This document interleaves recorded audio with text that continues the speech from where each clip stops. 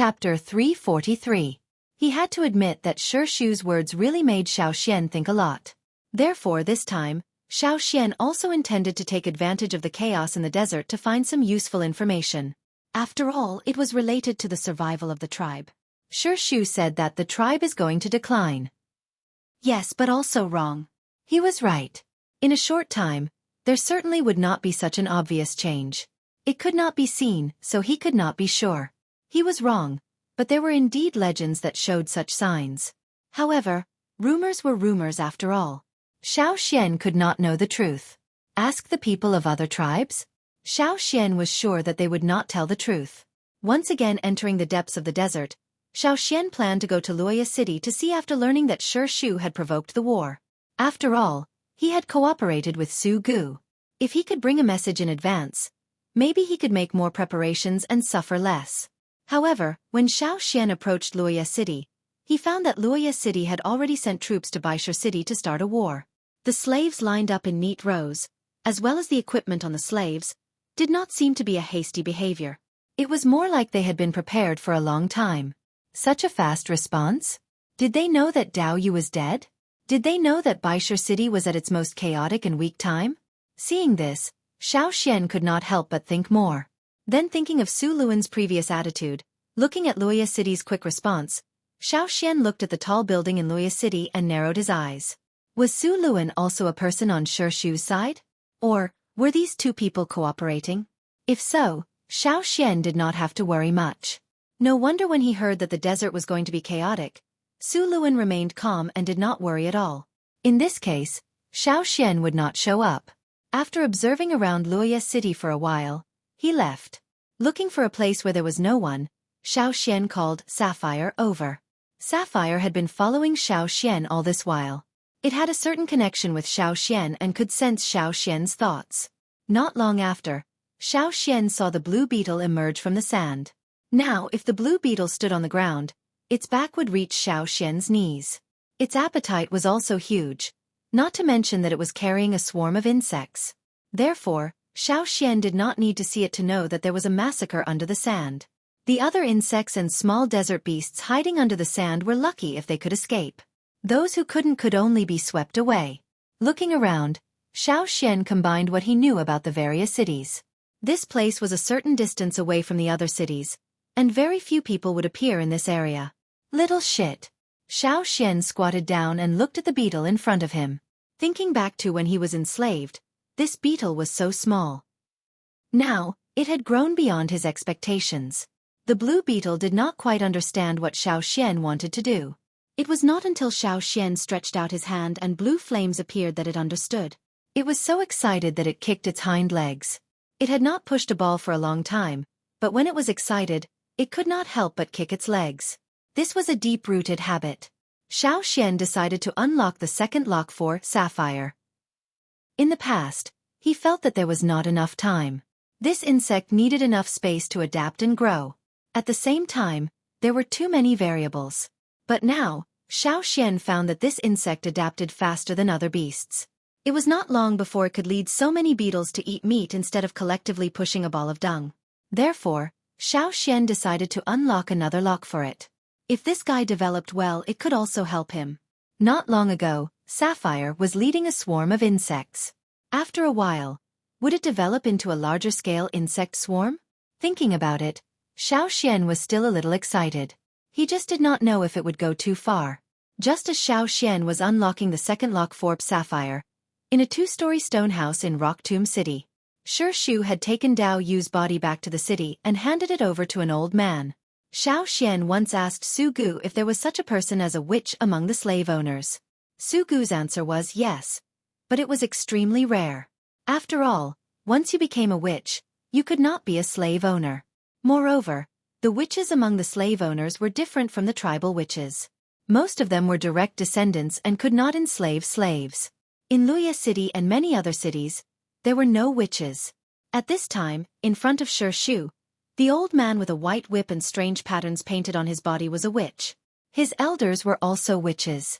They belonged to a special family in Rock Tomb City, no less than a small slave owner. The old man was busy dealing with Dao Yu's body. While he was busy, he was also amazed. Sure enough, a slave who broke through the shackles. This bone is hard. Very good, very good. If there were more slaves like this, it would be even better. Xueqi, who was sitting quietly on the side, suddenly said, What do you say, how about I enslave a few insects? The busy old man was pulling out the internal organs from Dao Yu's body, thinking about when to find more powerful slaves. When he suddenly heard Xueqi's words, he was so shocked that he almost shook the things in his hands. Nonsense! After saying that, the old man felt that his tone was too much. After all, the person in front of him was Xueqi, not his direct juniors and subordinates. He slowed down his tone and persuaded, Young master, how can you enslave such lowly things like insects? Ordinary beasts are already lowly, and those little insects are even more lowly. The old man looked excited, his spittle flying as he said a lot. His meaning was to let Xueqi choose some powerful slaves, such as those desert beasts, quicksand beasts, giant lizards, and so on. Or he could lure some tribesmen into the desert as slaves. If not, he could also choose something that could scare people. What were insects? That was the way to go. Only those who had no ability would play with insects. It must not be like this. If the old man was in front of his direct juniors or subordinates, at this time, he would probably start directly. But the one who said this was Xueqi, the young master. No matter how the old man opposed it, no matter how excited he was, he had to think more about his words. Fortunately, Xueqi still valued the old man very much. He could also listen to some of the old man's words. No matter what he thought in his heart, at least on the surface, he was still humble. Enslaving insects is not good? Xueqi asked. Very bad. The old man affirmed. Insects are the lowliest of lowly? Xueqi asked again. Yes, it's beneath the young master's status. The old man was very sincere. Really can't enslave? Xueqi did not give up. Young master, please reconsider. The old man threw the things in his hand into the container next to him. He did not bother to wipe his hands. He gave Xueqi a big salute and seriously persuaded Xueqi, hoping that the young master could throw away this bad idea. Xueqi looked at the old shaman who bowed in front of him. This person was good at everything and had enough ability. Otherwise, he would not be so valued by his grandfather, father, and himself. But he was a little too stubborn. Once he decided on something, he would not change his mind. He did not expect that just mentioning the insects would cause such a fierce reaction. Therefore, Xueqi did not say much. He sighed and said, Forget it. He did not say anything about Xiaoxian's insects. It was useless to say it. Instead, it would make the old shaman say more and waste his breath. When the old shaman heard Xueqi's words, his hanging heart was put down. He had always disdained those little things that could be crushed with one finger, especially those without wisdom and were not smart. The old man, who thought that his persuasion was successful, straightened up and continued to work. He applied the medicine to the corpses that had been almost processed and then placed them in a room. When the medicine dried, he wrapped them in a cloth and placed them in a wooden coffin. Since Xueqi's grandfather's generation, he had been collecting the corpses of dead high-level slaves and making them into corpse slaves. This was a secret technique that several generations of shamans exhausted their efforts to explore and research. Now, in the underground palace where the corpse slaves were placed, there were already thousands of corpse slaves. Once the war broke out and reinforcements were urgently needed, these corpse slaves would be used. This was also a hidden card in Xueqi's hand that was not known to outsiders. By the way, young master, the tribesman you said had great potential. Will he really come? The old man asked. He will definitely come. Xueqi was very confident about this. If he doesn't come to me, who can he find? Xueqi, who thought that he had dug a hole and waited for people to jump in, did not expect that Xiaoxian did not intend to come directly to Rock Tomb City, but went to another city. Chapter 344. Xiaoxian was very wary of Xueqi. Such a person who could quietly provoke a war was too dangerous. From Xueqi's words, Xiaoxian felt that the decline of the tribe should be related to the slave owners. If he wanted to find the secrets of the slave owners, it was not only Rock Tomb City. In the three major cities in addition to Rock Tomb City, there were two other cities. It was said that Snowfield City had already gone to war with Fire Hill City. He did not know how Xueqi had led the disaster to the east. In any case, the current Snowfield City was also quite chaotic. Since Xueqi had already started on Snowfield City, naturally he would not let it be peaceful. Snowfield City was known by its name. The place where it was located was similar to the desert of Beast City, with more ice and snow in a year. When Xueqi came to the border of the area under the jurisdiction of Snowfield City, he saw a vast expanse of white snow and some red and purple flowers blooming on the snow. Probably, these plants were unique to Snowfield City. Compared with the desolate Beast City, there were indeed a lot of plants on the Snowfield side. Just now, a team of 200 people had hurried past. They should be going to the battlefield. Everyone's face was serious or sad. The successive wars had made them suffer heavy losses. Now the king was like a madman. All day long, he looked like he was going to fight desperately. No one dared to refute the king's orders.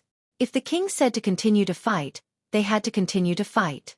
Even the people of the 3 cities, who had been calm for a long time, suddenly came to war. Moreover, it was a large-scale continuous battle. No one could bear it. When Xueqi came over, he saw a lot of bones. Some of them had been buried by the sand, and some of them were only partially buried. Many of the bones thrown there were eaten by scavengers, leaving only bones. It looked quite miserable. Xueqi collected some clothes of Snowfield City slaves along the way. The clothes of the lower slaves were not much different. After lurking around and observing for a few days, Xueqi saw an opportunity. When it was dark, he mixed into the end of a patrol team. The slave walking in front of Xueqi was already very sleepy. He did not notice that there was someone behind him. He just yawned and followed the person in front of him. The leader of the group didn't pay much attention to it. He was only on guard against the surroundings and didn't notice that there was an extra person in the group. Seeing the gate of Snowfield City approaching, Xueqi pulled the cloth hat on his head. In fact, it was a long piece of cloth wrapped around his head. This was a hat that was commonly worn by low-level slaves. Xueqi deliberately dirted his face to show his fatigue. He looked similar to the other slaves. The guard in front of the city gate glanced at the group and didn't notice anything wrong. Looking at Xueqi, who was yawning at the end of the group, the guard was glad that he didn't have to run around while guarding the city gate. Looking at the people patrolling outside, it was as if they didn't have enough sleep and didn't have any energy at all. It was already late, and they had all returned from patrolling. They were all busy going back to rest, and no one was in the mood to chat with others. The system here was not perfect. There were many loopholes, which made it convenient for Xueqi. After the team entered the city, Xueqi found a chance to slip into a sandhouse. The people walking in front of Xueqi in the patrol team seemed to notice something, but when they looked behind them, they didn't see anything unusual. They felt that they were probably too tired and confused, so they didn't care much.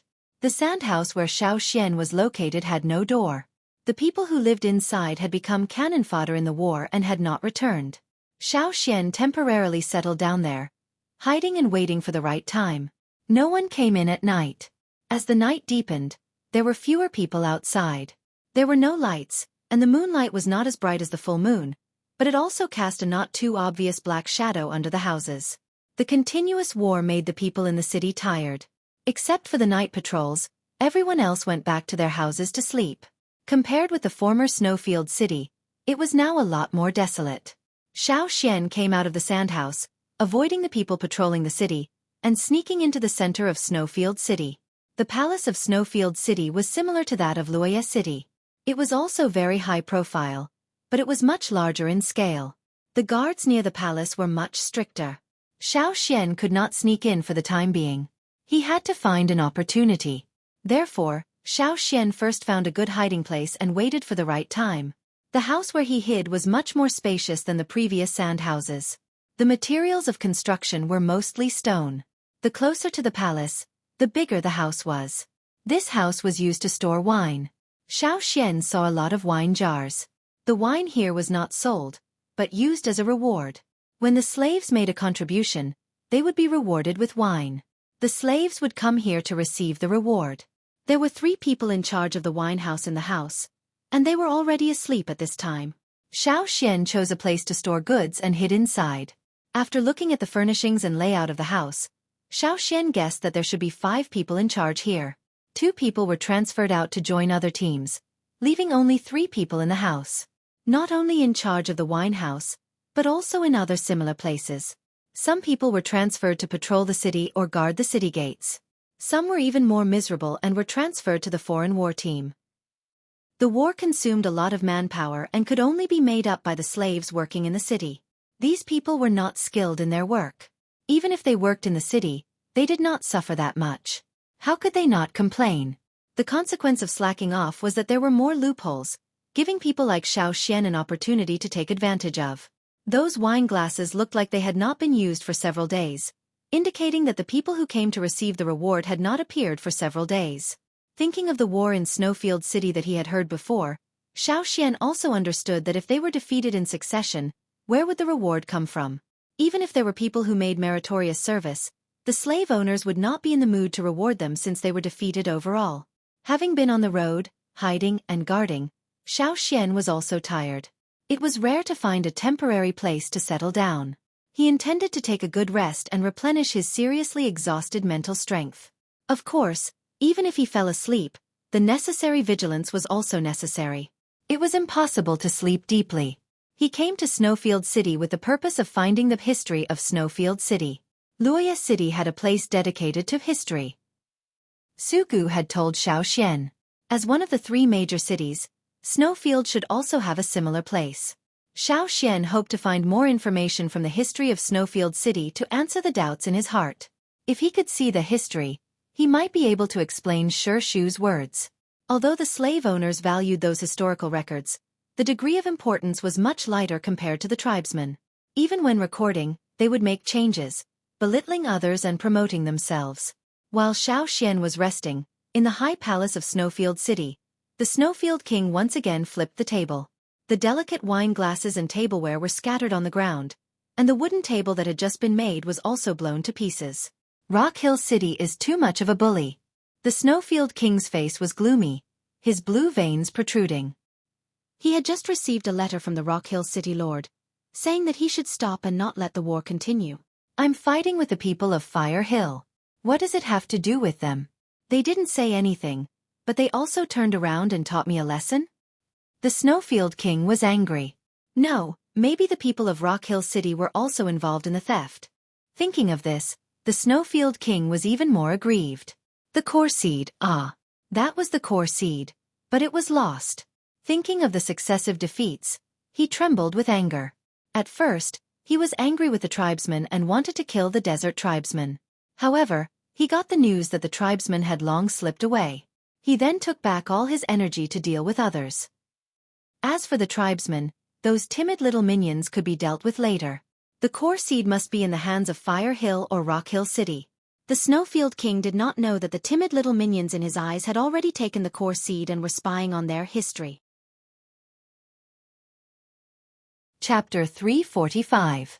Xueqi hid in the winehouse for 4 days. In these 4 days, he also learned a lot from the 3 slaves of the winehouse. The 3 people who were close to the City Lord Palace and had a little bit of power naturally knew more than the lower slaves. Shortly after returning from the Beast City, Snowfield City went to war with the Fire Hill City. The slaves who were chasing the tribesmen were also called back to participate in the war, but the number of defeats was relatively high.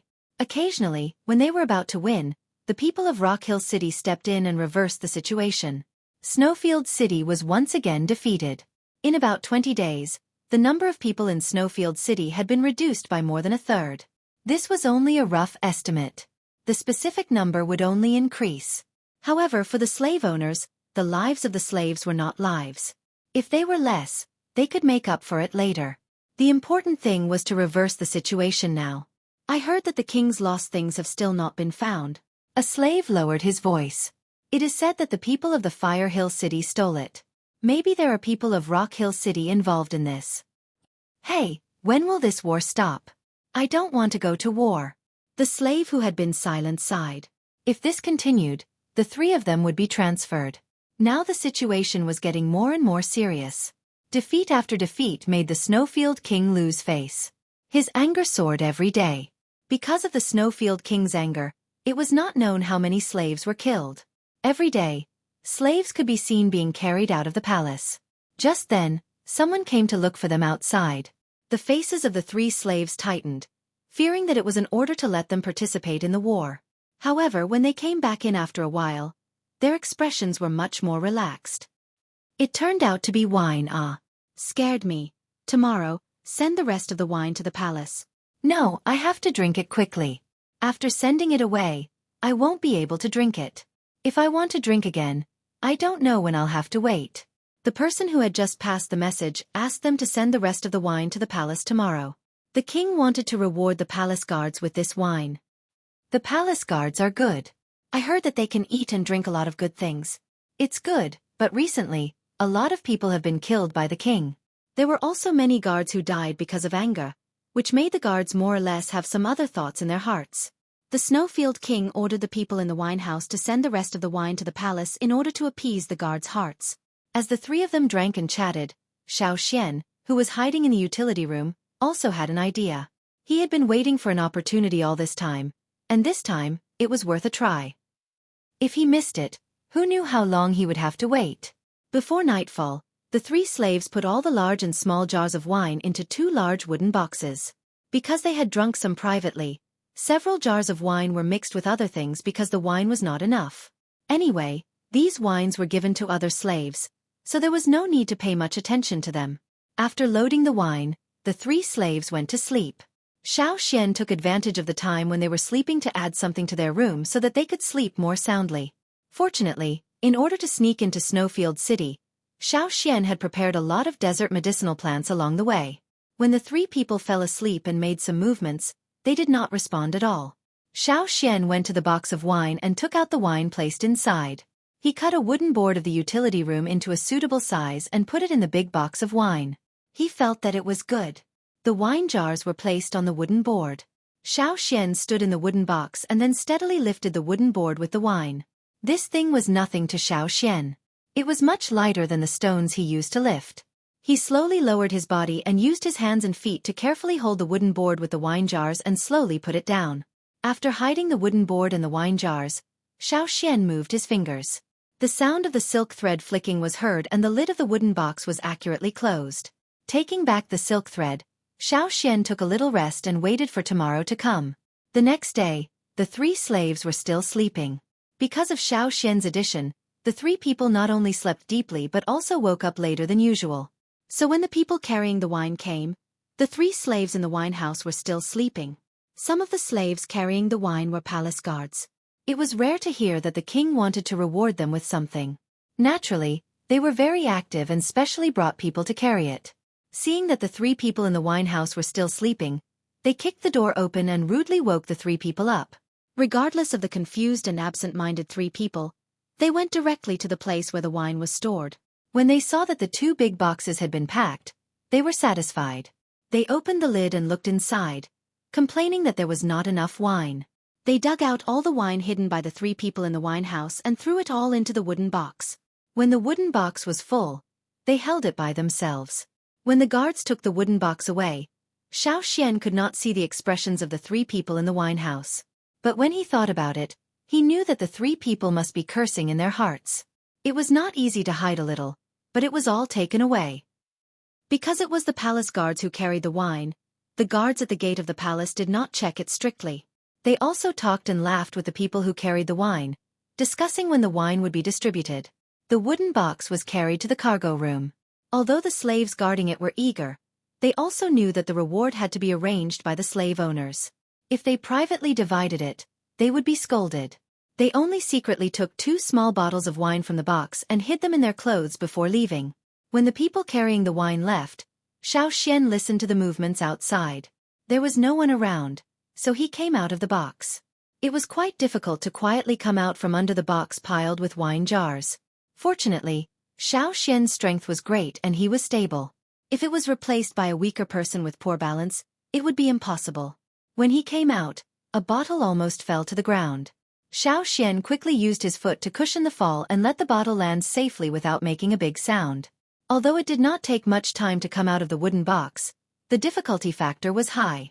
After completing it, Xian was sweating. Putting the wooden board in an inconspicuous corner, he put the bottle back into the wooden box and closed the lid. Xian waited until there were no guards outside before he slipped out. The palace in Snowfield City was larger than the one in Luoyang City. Xian was not clear about the layout here. He just walked and hid, avoiding the patrolling slaves. For those places with layers of guards, Xian also temporarily avoided them. Those places should be where the slave owners were. Looking at the layout of the palace, there were basically only a few places that were heavily guarded. Other places were only guarded by a small number of slaves.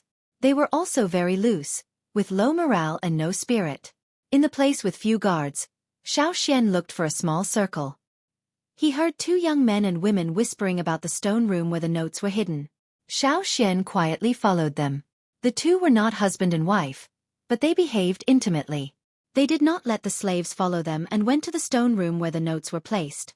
Here, it should be a place similar to a bookstore. There were 3 slaves at the door of the stone room. 2 of them were relatively young, and the other was very old and blind. Second young master. The 3 people respectfully saluted. The man called the second young master waved his hand and pointed to the blind old man. You stay, the others go. The 3 slaves seemed to have known this would happen. They did not need the second young master to say more. The other 2 hurriedly left, leaving only the blind old slave to follow the man and woman into a room next to the stone room. Chapter 346. Not long after the 3 of them went in, Xian heard obscene sounds and the voice of the blind old slave reciting books. In many desert cities, some slave owners were not willing to look at the records left by their ancestors. They could not bear to memorize them, and they were told to treat them with care and not damage them. Over time, fewer and fewer people went to see the records of their ancestors. Later, a slave owner had a brainwave and arranged for his slaves to read the records. He also ordered them to memorize all the records they had read. Whenever he wanted to know something, the slaves who were responsible for memorizing it would skillfully recite it. Thus, there was a class of slaves who were responsible for memorizing. Their full responsibility was to memorize all the records for their masters. These people were like living records that the slave owners could take with them at any time. If they wanted to know something, they just had to ask. They could even beat and scold them at will. Listening to the sounds next door, Xian, who had sneaked into the stone room, thought, those 2 people are really in high spirits. They are messing around and listening to books at the same time. However, the old slave's voice did not fluctuate. It was very calm and was not affected by the 2 people. He was calmer than Xian. Xian did not know if it was because of his deep experience. Xian did not have time to think about the chaotic relationship between the slave owners. There were a lot of animal skin scrolls, wood scrolls, cloth scrolls, and so on in the stone room. This made Xian very excited. He finally found it. Looking at the classification above, there were also smelting-related books. Xian looked through them. These records were very old. Some of them were not well preserved. If he used a little more strength, he would have broken them. It recorded the core seed and where the ore for smelting came from. It was similar to what Xian thought. If the stone was placed around the core seed, it would change over time and become ore. The stone at different distances from the core seed would have different smelting methods because the metal obtained was different. The better the quality of the stone, the shorter the time needed and the higher the metal content.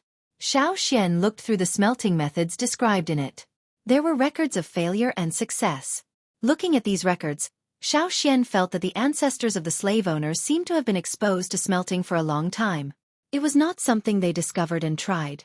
In this regard, Xian had to find the origin of the slave owners, about their more ancient history. However, probably too long ago, Xian really could not find a place to put it. He looked through a lot and did not find what he wanted. At this time, the man and woman next door had finished their business and left, laughing.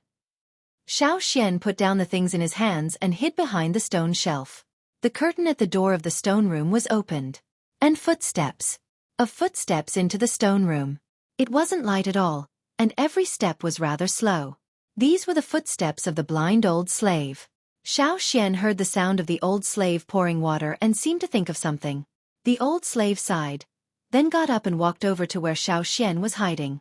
Outside the window, Yang Guang's light came in. Xian could see the other person's elongated shadow getting closer and closer. He silently took out the knife in his hand. When the other person was 5 meters away from himself, Xian suddenly got up and took 2 big steps. In an instant, he was in front of the blind old slave. The blade of the knife slashed at the old slave's throat. However, before he could cut, Xian stopped. Looking at the still calm old slave, Xian did not move the knife away. He carefully looked at the man. There was no one else outside the stone room. Inside the stone room, there was only Xian and the blind old slave. Something was wrong. "Are you not afraid?" Xian asked in a low voice. "Why should I be afraid?" The old slave's voice was gentle. "Aren't you going to call for help?" Xian asked again. "Why should I call for help?" The old slave's voice was still gentle. Xian looked at the man again. He was blind and did not seem to have the strength to fight. He was even a little sick and weak. "How did you find me?" Xian asked. "Smell. There is the smell of fruit wine." The old slave pointed out seriously. This time, Xian was really surprised. In order to be more hidden, Xian had changed his clothes after sneaking into the palace. The smell of wine was very light. Even the guards could not detect it. But now, it was actually smelled by the old slave. Seemingly aware of Xian's doubts, the old slave continued, "I am already familiar with the smell here. As long as there is a slight change, I will be able to detect it." The old slave did not care about Xian's movements at all. He also dragged a stool and sat down leisurely. It looked like he was going to continue chatting with Xian. This made Xian wonder if the old slave had mistaken him for another slave owner in Snowfield City. However, the old slave's next words overturned Xian's guess. "Why did you sneak into Snowfield City?" the old slave asked, but did not get a reply from Xian. He said, "At this time, sneaking into Snowfield City and coming to the place where the records are stored." "Are you from another city?" Without waiting for Xian to answer, the old slave shook his head and said, "I don't think so. I can feel that you have just looked through the place. Are you interested in the slave owners? Most of the slave owners don't pay attention to the records of their ancestors. So, are you a tribesman?" In the process, Xian did not answer a word, but the old slave said the answer in a gentle tone. "No." In the end, the old slave's voice still had a hint of curiosity and interest, without any fear or worry. "Was this really a slave of Snowfield City? What do you want to know? Just ask me directly. You don't have to look through it," the blind old slave said, looking at Xian with a pair of strangely sunken white and muddy eyes, waiting for Xian's words. Xian thought for a moment, temporarily retracting the knife in his hand, and asked, "What is the relationship between the slave owner and the slave?" If other people heard this, they would certainly despise him and say, "Nonsense, of course it is the master-servant relationship." However, the blind old slave was not like this. Hearing Xian's question, the old slave thought for a moment and sighed. The slave owner and the slave. The slave owner enslaved the slave. It is like planting a seed that has no chance to germinate in the land under his jurisdiction, giving them a chance to grow. Later, the slave owner can also harvest the fruit. However, there are several barriers around the seed. If the barriers are not removed, even if the seed can successfully germinate, its growth will be limited. The slave owners remove the chains, which is like removing the barriers that block the growth of the plants, so that they can continue to grow. When the slave owner dies, it is equivalent to no one taking care of these growing plants. The barriers are still the same. If you are lucky and a slave owner is willing to take over, the plant can be uprooted from the ground and then planted in the place under the jurisdiction of the new slave owner. The size of the plant will not change, and the extent to which it grows is still the same as before. However, there was always a problem with transplanting plants. If something went wrong during the transplanting process, such as the roots and other core areas being damaged, or if there were other abnormalities during the transplanting process, the plant would die before it could be replanted. Just as there is a certain mortality rate when a slave owner changes owners, if there is any mistake in the process of changing owners, the slave will die. Therefore, a slave changing owner is like transplanting. There is a risk in it. If you are unlucky, not only will you not have the chance to continue to grow, but you will also lose your life. As for breaking through the shackles, not every seed planted by the slave owner can break through the barriers by itself. Even if it breaks through smoothly, the situation of broken branches and leaves will appear. In serious cases, it will even affect the original power obtained. This is the same principle as slaves breaking through the shackles. In the earliest days, the slave owners would not easily remove the chains on the slaves unless they had been slaves for generations, and they were all loyal slaves. Only then would the slave owners remove the chains for them. But later, in order to compete, fight, and war, unlocking the chains became common. Xian listened to the old slave's answer. While writing down these words, he marveled at the old slave's knowledge. It seemed that this old slave really knew a lot. The blind old slave in front of him was just a low-level slave. In terms of strength, he was not even as good as other low-level slaves. At such an old age, he was also sick. Any low-level slave could kill him with his bare hands. However, such a person had memorized almost half of the records stored in the stone room. Moreover, after summarizing these things, he told Xian in more concise words. Overconfident, arrogant, not putting other people in his eyes, self-righteous. If he continues like this, he will eventually go to destruction. In the end, the old slave sighed. There are more and more rebellious slaves. The old slave even recited a copy of the Guilty Slave volume, which was written by the slave owners of Snowfield City. It listed the influential high-level slaves who had rebelled in Snowfield City in the past 1,000 years. The people who wrote it said that those high-level slaves were heinous, ungrateful, and unscrupulous. They got the ability from the slave owners, but they still chose to rebel. It was simply not enough for them to die. There was no doubt that every slave in the Guilty Slave volume died very miserably, but when the old slave said it, there was a sense of pity. Was it a pity that the slaves who betrayed the slave owners did not succeed? Or was it a pity for others? Xian did not know. Seeing that the old slave continued to feel pity for the slaves, Xian quickly pulled the topic back. How much do you know about the tribe's fire seed? Xian asked. Fire seed? It's really a nostalgic word. The old slave paused and seemed to recall a memory from a long time ago.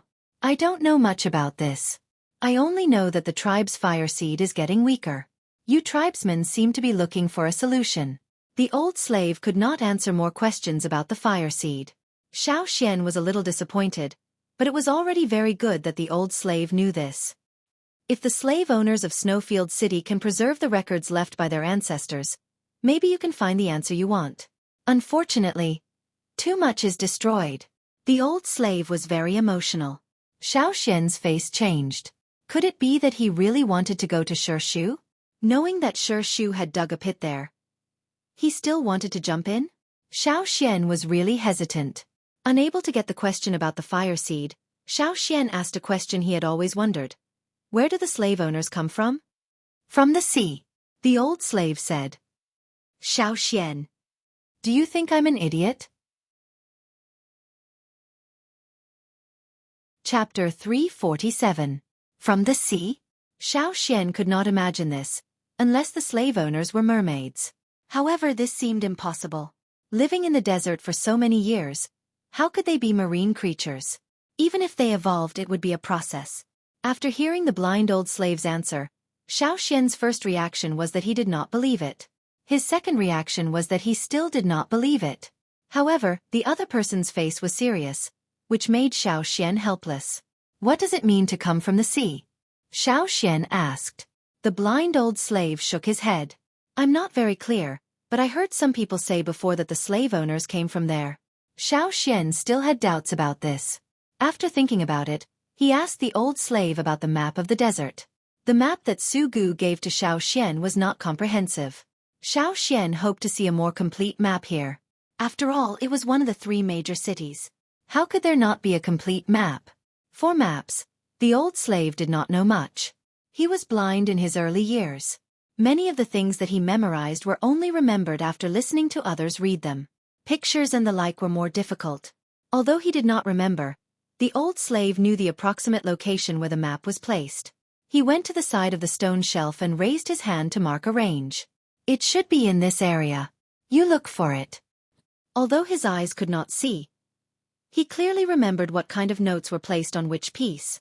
Xian carefully rummaged and finally found a few animal skin rolls that looked like maps. This hasn't been touched for some years. You should be careful. The old slave said. It was indeed old enough. Even if the animal skin was carefully protected in the early stage and usually cared for, the quality of the animal skin was not excellent. With a little negligence, it could easily be damaged. The map drawn on the animal skin roll was very simple, and the scale was not good. It only marked the approximate location of the desert cities and some important places. Some of the areas painted dark on the side should be the sea. Xiao Xian memorized all of this, then put the map back. After flipping through a few more notes, Xiao Xian stopped. The blind old slave held some notes and put them in the place where Yang Guang was to dry them in the sun to prevent them from being eaten by insects or moldy. Although he could not see, it was not difficult to do such things for a long time. He could also feel where Yang Guang was.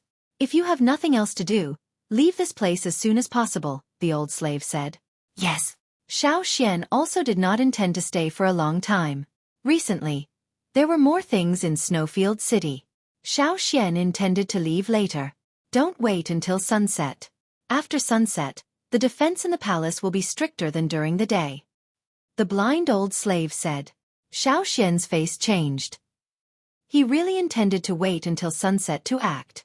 He did not expect that the palace of Snowfield City would be like this. Could it be that the Snowfield King was often assassinated at night, so he strengthened the defense at night? No wonder the man and woman before came out to fool around during the day instead of at night. Good. Xiao Xian thanked the old slave and watched the old slave carefully move the notes made of different materials. Before listening to the old man's tone, he could hear that he did not have a good view of the slave owners. He even admired those historical traitors. But for these notes left by the former slave owners, he cherished them very much. Thinking of this person's talent for reciting books, if it was in a more advanced peaceful era, he might be a talent for learning. What a pity! How did you lose your sight? After Xiao Xian asked this sentence, he felt that it was impolite to ask this question. It was like exposing people's scars. Seeing that the old slave did not speak, Xiao Xian intended to change the topic, but he heard the old slave calmly say, "When I was very young, I became a slave of the previous Snowfield King with others. Once, I looked at the notes in his hand. The king was in a bad mood and was very angry. I accepted the punishment." The old slave still remembered that at that time, after the king stabbed his eyes, he threw him to the side of the stone room and said, "Don't you like to watch? Then watch enough here." The blind slave could not see the words on the notes, but he begged others to read them to him. He wrote down all the notes he had heard and recited them every day.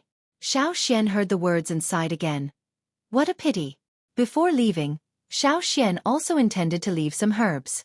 There were no herbs to strengthen the body, but there were still some left to treat trauma. The old slave refused. "You need it more," the old slave said. "You." Xiao Xian looked at the sick old man. If he continued like this, not to mention the pain caused by the injuries, he would not be able to persist for long.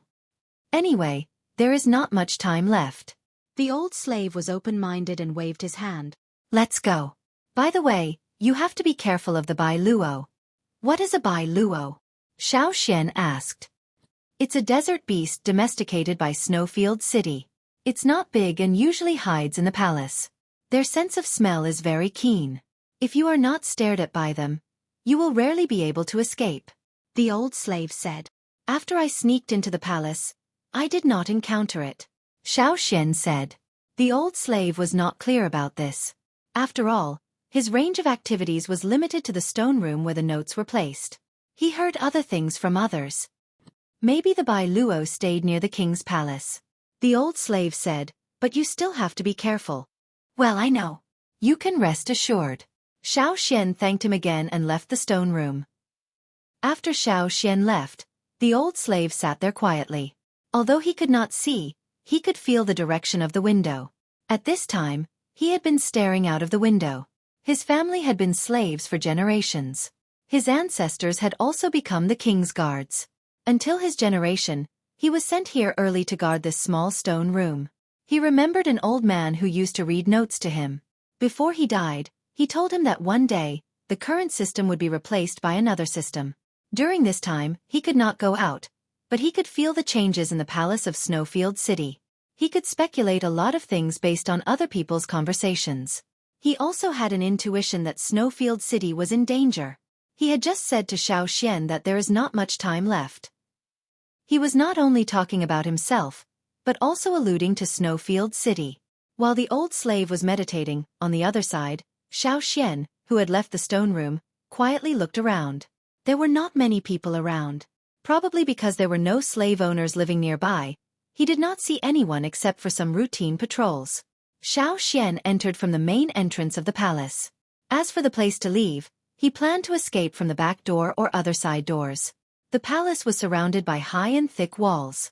There were people guarding inside and outside. Xiao could not easily get out.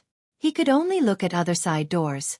Sneaking in, Xiao suddenly had a sense of crisis of being watched. Was he exposed? He quickly looked around and fixed his eyes on one place. There was a tree there, and on one of its branches hung an oval object not much bigger than a fist. At this time, the oval thing on the branch was stretching out, the rolled-up body elongated, and the retracted wings spread out. The nose, which was almost as long as the rest of the body, unfolded and elongated, pointing straight at Xiaoxian's position. Bai Luo. Xiaoxian thought of the creatures mentioned by the blind old slave. If you are not stared at by them, you can rarely escape. This was the old slave's evaluation of the Bai Luo. Xiaoxian did not waste any more time and ran away.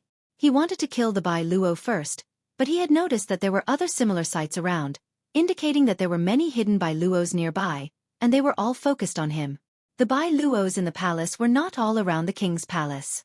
Some of them found a quiet place to sleep. Unexpectedly, they met Xiaoxian and recognized that Xiaoxian was not a native of the city. Beep, a sharp whistle-like sound was emitted from the Bai Luo's long nose.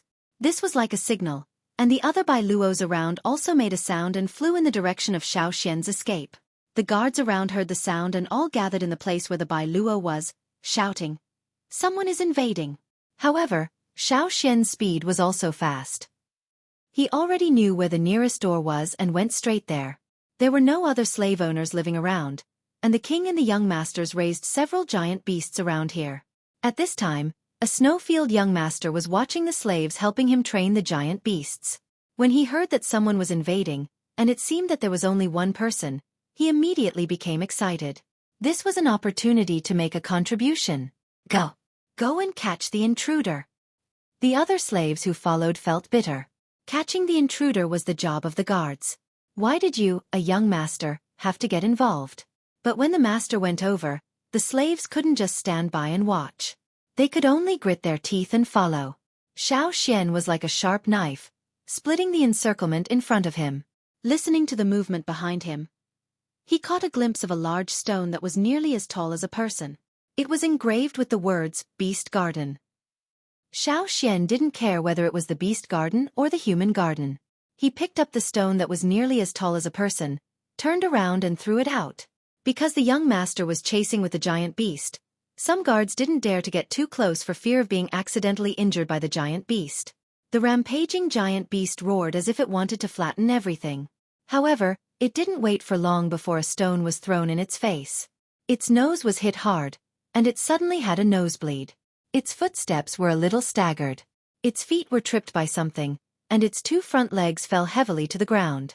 Its body continued to move forward and hit a row of houses. Boom! Boom! The houses here were not the reinforced walls of the Colosseum.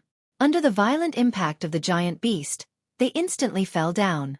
Seeing this scene, the other slaves were full of disbelief. Unexpectedly, they directly threw such a big stone like a ball. Although there was no lack of strong people among the slaves, it was not so exaggerated.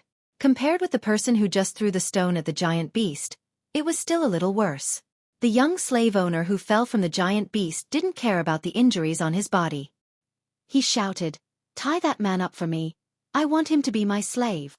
There were a lot of guards shooting arrows around, but Xiaoxian's speed was fast. Coupled with the chaos just now, he didn't wait for the guards in other places to come. He was already close to the back door of the palace. Chapter 348. Seeing the guards hurriedly close the back door, Xiaoxian didn't slow down. Instead, he sped up. If possible, Xiaoxian wanted to climb over the wall, but he couldn't. Not only was the wall high, exceeding Xiaoxian's jumping range, it was also very smooth. It was deliberate. He could use other tools to climb over, but that would slow him down. Once he slowed down, Xiaoxian would be in danger of being shot into a sieve. Since he couldn't climb over the wall, he could only use brute force. Fortunately, there was only one door. Seeing the figure rushing towards the back door, the guards at the back door couldn't help but feel nervous. They couldn't see what the person looked like because he was too fast. Their eyes couldn't keep up with him. They only felt that he was only one person, not a giant, but he gave them a sense of crisis and oppression, as if they were facing a giant beast. This wasn't the Colosseum, and there was only one person. There was no need to worry, no need to be afraid, it would be fine. As long as the kid came over, everyone would work together to cut him down. If the guy chose to climb over the wall, the guards on the other side of the door had already prepared their bows and arrows. They were all pointing at the top of the wall. As long as the guy climbed over, they would shoot. He was getting closer and closer. The guards' faces twitched due to excessive nervousness. Their eyes were fixed on the figure rushing over, and they roared in their hearts, "Impossible!" The guy actually chose to go head-on. There were actually 2 doors at the back door. When they heard the commotion just now, they closed one door and didn't close the other because they felt that it was unnecessary. One stone door was enough to stop the intruder. However, at this moment, they suddenly felt uncertain. It was too late to close the second door. As Xueqi rushed to the back door, he also crazily mobilized the totemic power in his body. Even after reaching the limit, he still didn't stop. The accumulated power was squeezed again and again. The surging totemic power rushed to every part of his body, but it couldn't find a place to vent. It was like a volcano that was about to erupt, but was forcibly sealed. The magma in the mountain was constantly accumulating, waiting to erupt. Xueqi's aura also skyrocketed because of the unceasing accumulation of power and the surging blood in his body. The closer he got to the back door of the palace, the more obvious the cracks on the stone slabs on the ground became. The crunching sounds were like gears moving forward. The guards who were still guarding the door saw this scene and couldn't help but move to the side. They didn't dare to resist. At the moment of explosion, the moment he exploded, he suddenly let out a long howl. Xueqi. He shot straight towards the closed door in front of him like a cannonball, and threw a fierce punch. Boom! The ground seemed to vibrate. Ants. And the person who had made SSS had already rushed. The guards by the door turned their necks mechanically and stared at the hole that had just been forcefully opened. They felt that this hole was like the bloody mouth of a giant beast. It was terrifying, and the person who had opened this hole was even worse than the giant beast. Too terrible. One of the guards hurriedly wiped away the sweat on his forehead as he recalled the power of the collision with the palace gate. The sound of the collision seemed to be reverberating in his ears. It was as if his soul was about to be shaken by the impact. Outside the palace, the row of people who were staring at the wall with their bows and arrows were also stunned by this sudden scene. A moment ago, they were still staring at the wall, and the next moment, they heard a sound that almost made their hearts jump out of their throats, accompanied by a burst of stones that were spurting out. Then, they only felt a blur in front of their eyes. An elusive figure flashed, and everything was over. Not only the guards at the back door, but at this time, some people were lurking outside the palace, hiding near some of the houses closer to the palace, observing the palace's movements. They were not the people of Snowfield City. When they heard the movement in the palace before, they were still wondering what had happened inside. They wondered if their accomplices who had sneaked into the palace had been discovered in advance. Before they came, they were also told by the young master how to avoid Bai Luo. If they failed again, they really did not dare to go back to see the young master. If they failed, they could only give up this mission. However, they did not expect that they would see someone break through the back door of the palace. The people who stared over there were all shocked. Unexpectedly, the back door of the Snowfield Palace was broken. Where the hell did this barbarian come from? At this time, the Snowfield King was in the palace. Listening to the messy sounds coming from his ears, the Snowfield King, who wanted to take a rest, was now not sleepy. Enduring his anger, he listened to the report of his subordinates. The expression on his face became more and more terrifying. In the huge hall, there was a dignified sense of oppression. Everyone did not dare to breathe. The people of Snowfield City were relatively white among the desert cities. But at this time, the Snowfield King, because of several defeats, being provoked again and again, and hearing about the disturbance and the intruder who had successfully sneaked in and broke out, was so angry that his face was red and his blue veins were about to jump out. After the slave who reported to him finished, he stood there trembling, waiting for the king's instructions. So many people, yet they couldn't catch a small intruder? The Snowfield King gritted his teeth, almost growling. He escaped too fast. The slave who answered choked back his words under the Snowfield King's angry gaze. If the intruder was exposed at night, they might really be able to catch him. However, the guards at night had not joined in, so some places were inevitably weaker.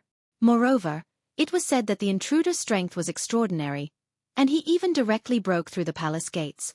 Kicking the person in front of him, the Snowfield King was like an angry lion, roaring out, "I want him to die." This time, the Snowfield King thought of the loss of the core seed, and his lungs were about to explode. Regardless of the person who was kicked, the Snowfield King turned to the people and said, "Jinjiawi. Take out 200 Jinjiawi. If they don't kill the intruder, they don't have to come back." The reason why they were called Jinjiawi was not because their whole body was golden, but because this team was the only one fully equipped with metal weapons.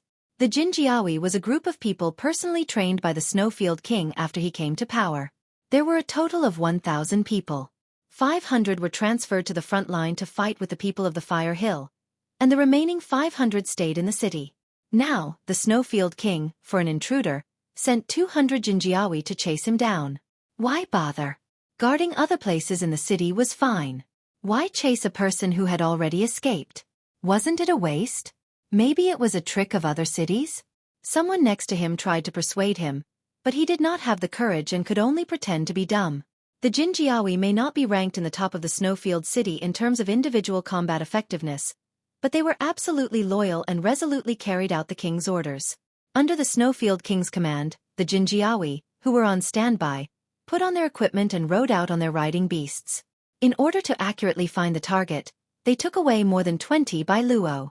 Gulyalu, on the side of the palace, a heavy stone door that was usually closed opened.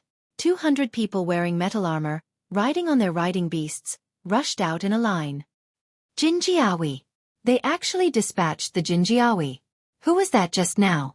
It can make the Snowfield King send out the Jinjiawi. I don't know, I can't guess. No matter who that person is, no matter which city he comes from, he has attracted the attention of the Snowfield City anyway. He also took away a part of the Jinjiawi.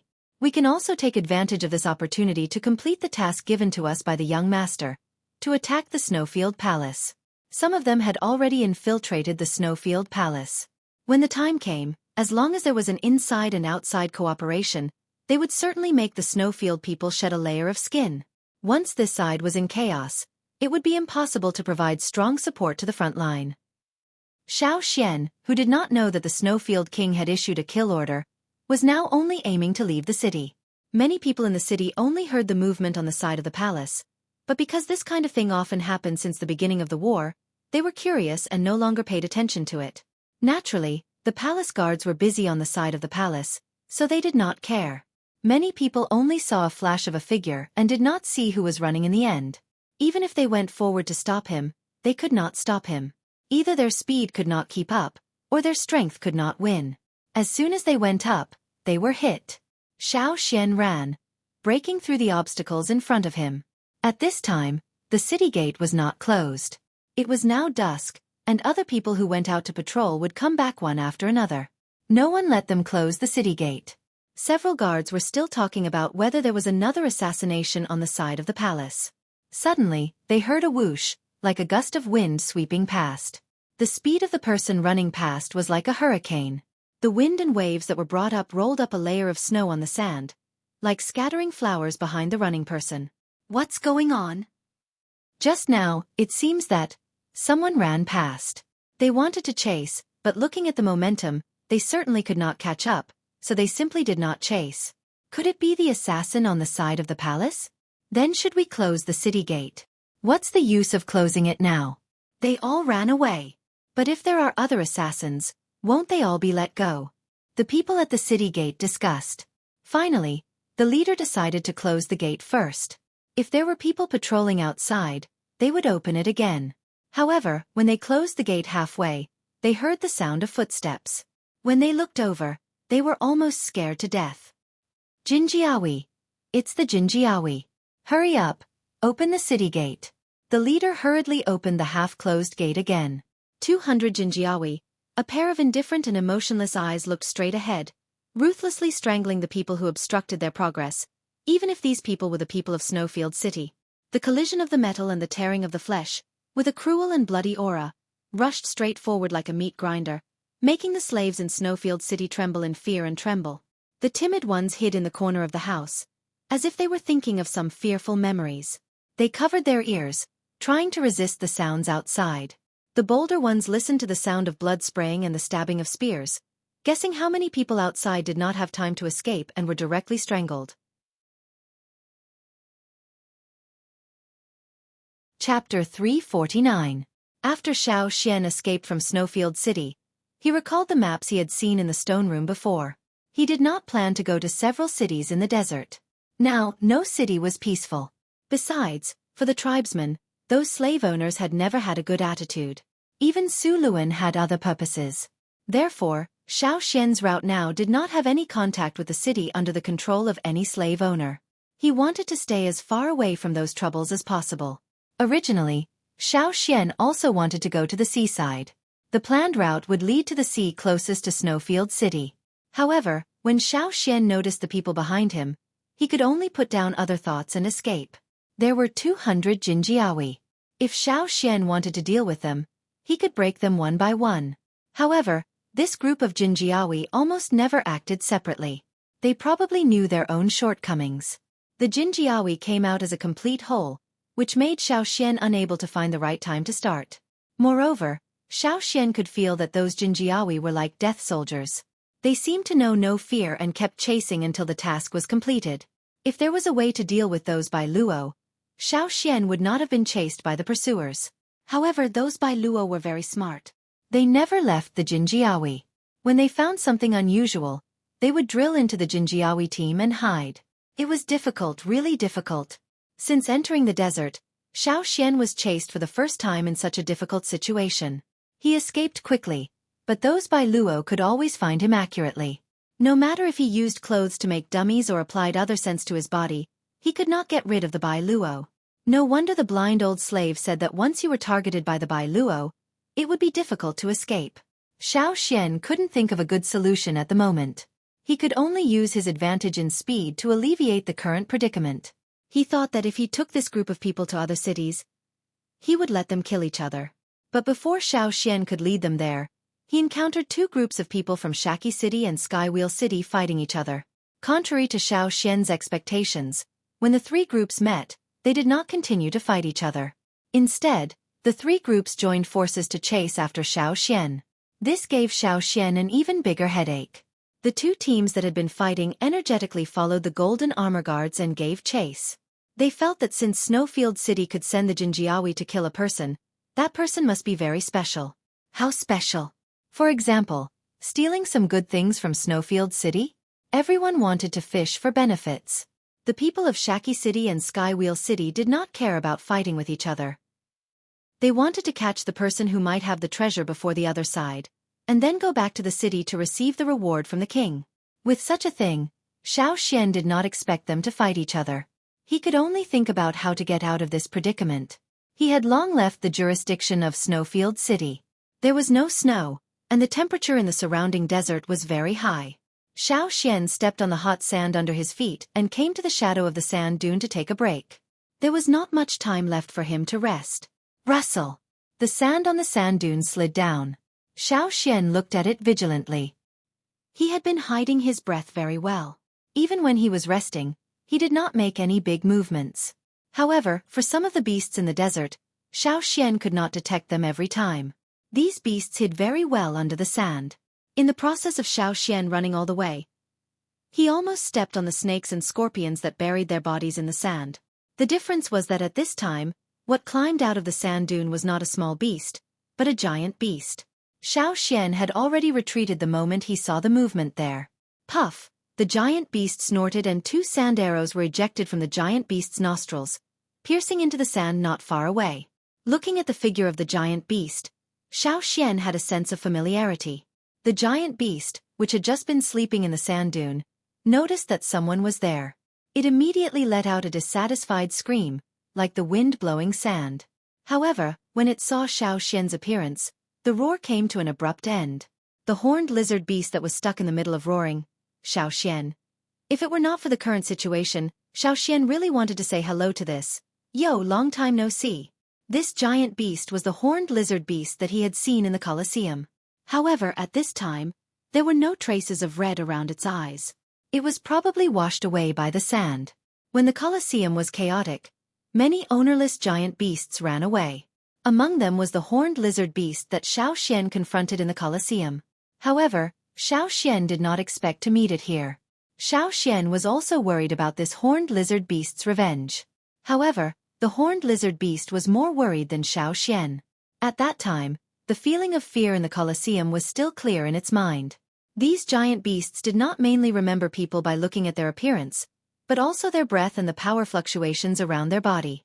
One man and one beast were in a deadlock, guarding against each other until a blue beetle drilled out of the ground, breaking the frozen atmosphere at this moment. The horned lizard beast turned and ran away. Xueqi, who was relieved, turned his attention to Sapphire.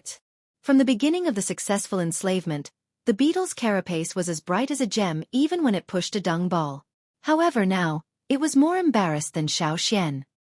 He did not know what it encountered under the sand. Its carapace was deeply concave. If it was deeper, it would be life-threatening. Even if the current injury was not life-threatening for the time being, for this beetle, the injury was very serious. Its wings were damaged and it could no longer fly. Although they spent most of their time on the ground or under the sand, they could still fly to avoid disaster when they encountered a critical situation. But now, if this beetle encountered another desert beast, it didn't need to be that big. A slightly more ferocious beast could pose a great threat to it. Xueqi knew that Sapphire carried a lot of beetles, but the other beetles could not keep up with its speed and fell far behind. Xueqi did not know the scale of Sapphire's insect army, but he could be sure that if it was the same size as before, it could not stop the 200 Jinjiawi and the 2 teams from the other 2 cities. There was no hope. Carefully looking at the injuries on Sapphire's body, Xueqi did not know what to do. If it was an animal such as a wolf or a lion, he could still know some ways to deal with it. However, he had no way to deal with the insect's injuries. What about your injuries? Xueqi looked at the injury on Sapphire's back and side.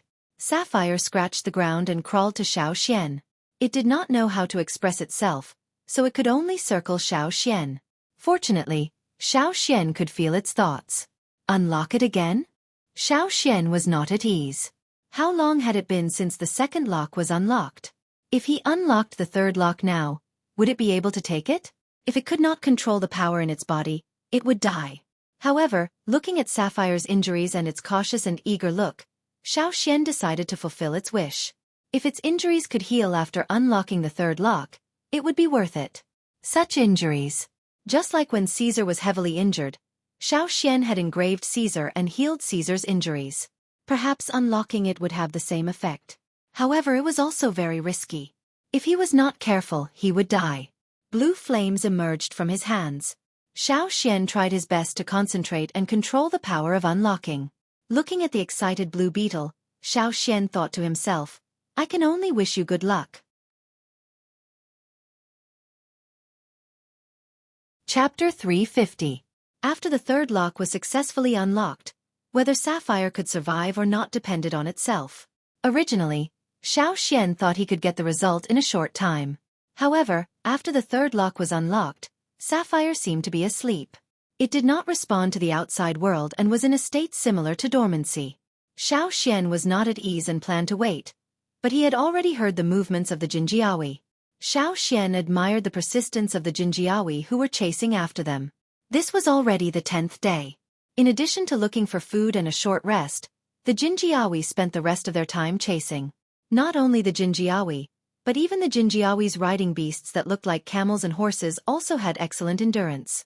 They could withstand the cold and heat and could run for a long time. As for the people of Xueqi City and Skywheel City, who were originally following closely behind the Jinjiawi, they were getting further and further away.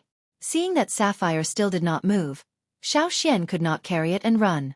After all, the people and beasts behind him were chasing after him, not the beetle. Xueqi lifted Sapphire and put it on a sand dune. The surrounding sand moved toward Sapphire and hit it. The target of the Bai Luo was Xueqi. As for other things besides Xueqi, they did not care and ignored them all. The team chased after Xueqi, bringing a burst of sand and dust. The Bai Luo made a sharp beep sound, flapping its wings and pointing its long nose at Xueqi. When the dust dissipated, the place was restored to its original state. The fierce wind blew the sand on the sand dune to other places. Soon, There were no traces of human activity. Xian felt that he had found a dead end for himself. Escaping to the left was the jurisdiction of Xueqi City. Running to the right was the area of Skywheel City. Around here, he could already see some of the skywheel pillars that were not growing very well. Xian didn't know why he had run in this direction. When he came back to his senses, he realized that he had foolishly put himself in a dead end. He clearly knew that he shouldn't be careless when he was running for his life. The desert was so big that even if he led the Jinjios behind him to take a detour, he could still find an opportunity to run back and break through the situation. However, as soon as he started running, Xian felt that his consciousness was out of control, and he directly ran forward. There were birds flying in the sky. They were not wild birds in the desert, but birds domesticated by the people of Skywheel City.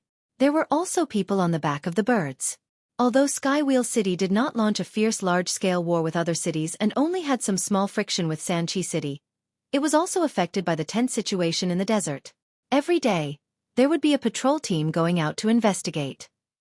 Now, Xian encountered a patrol team from Skywheel City. On the right, there was a patrol team from Skywheel City lying in ambush. Behind him, there were Jinjios chasing after him. And in front of him, there was a cliff by the sea. It was reasonable to say that normal people should run to the left at this time, but Xian ran straight forward. In the eyes of others, he was really like a madman who was courting death. At this moment, Xian felt that his legs were not his own. He couldn't control them and rushed straight forward. His mind couldn't think of anything else until the moment he jumped. Xian suddenly woke up. Unfortunately, he had already jumped. Falling from a high place, he fell into the blue sea and sank. Xian felt as if someone was dragging him down, and he was falling. Compared to the desert outside, the surrounding seawater was much colder. From the scorching desert to the sudden contact with seawater, and the deeper he sank, the lower the temperature became. The difference in temperature made Xian shiver uncontrollably. Originally, he planned to go upstream, but found that it had little effect. The water around him was flowing. This kind of water flow made Xian's scalp tingle. He was too clear about what this water flow meant. He held his breath and stopped the movements of his hands, not daring to move. The huge figure came closer from afar. The light above the sea allowed Xian to see the stripes on its body, as well as the fangs exposed from its huge mouth. Xian couldn't even compare to the other side's teeth. There were no claws, but the fin-like limbs did not reduce the power of this giant beast. Being stared at by those eyes, the timid soul probably flew away. The other side seemed to be uninterested in Xian, such a small person.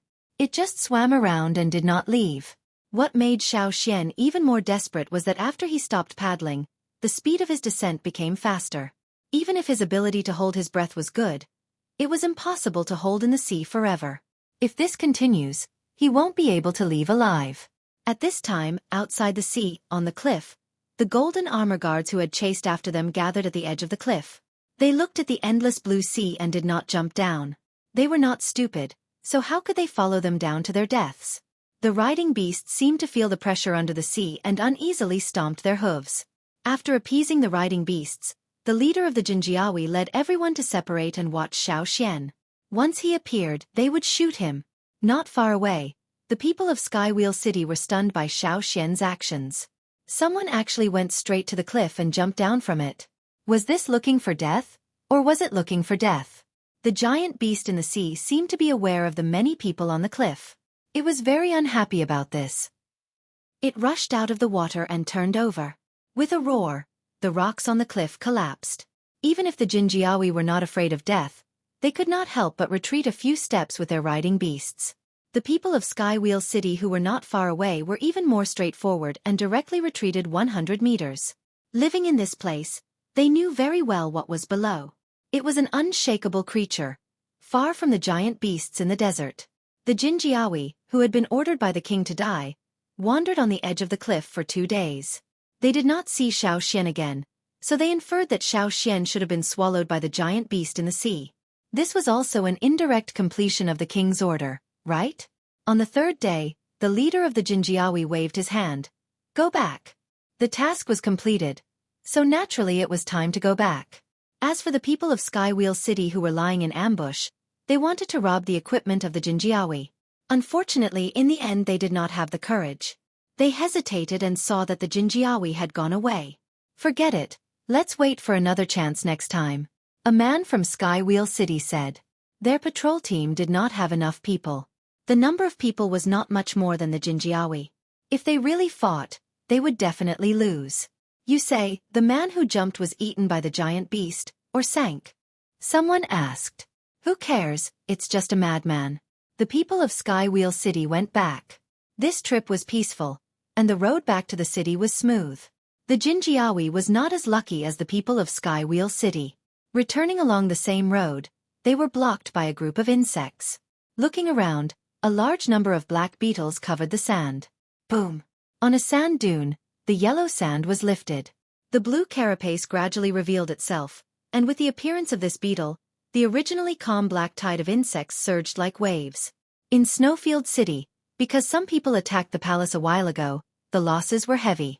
The Snowfield King, who was rarely injured, sat there with a gloomy face. He did not have a good complexion. He was also calculating the time, wondering why the Jinjiawi sent out had not come back.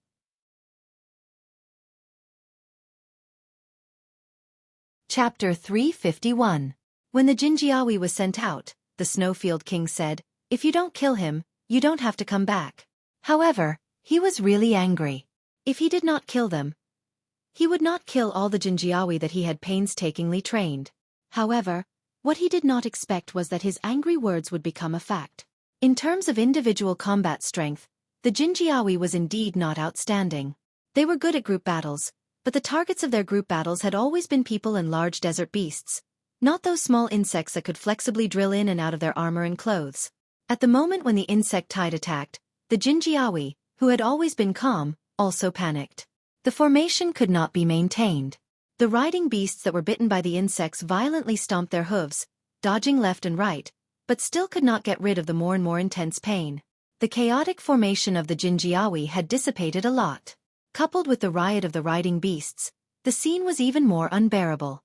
The Bai Luo that had been hiding in the Jinjiawi originally relied on their wings to fly in the air to avoid the disaster. Unexpectedly, before they could fly high, they were thrown down by the beetles that spread their wings. These Bai Luo were just domesticated tracking beasts, not combat type. Under the sweeping of the insect tide, it was difficult to resist.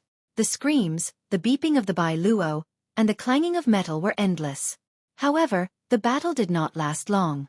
Those who could break out in a short time had successfully escaped the encirclement of the insect tide. Those who missed the opportunity, even if they could still hold on, could not last long. The pain of being bitten by the insects meant that they had become the food of these insects.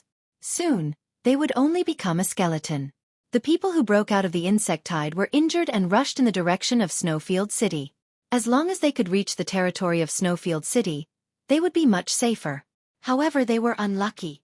As soon as they escaped from the insect tide, they encountered the people who had attacked Snowfield City several times. When encountering the Jinjiawi, those people may not easily start, but when encountering the Jinjiawi who were in a difficult situation, not making a move was simply a waste of the knife in their hands. After waiting for a few days, the Snowfield King finally could not help but feel the disappearance of the Jinjiawi. The Jinjiawi were personally enslaved by the Snowfield King himself. If they were ordinary low-level slaves, although he could feel it, he would not care. Whether those people were assassinated or because of other accidents, he was not interested in paying attention. Anyway, there would be slaves dying every day. If they were not important slaves, he would be too lazy to pay attention. However, the Golden Armor Guards were different.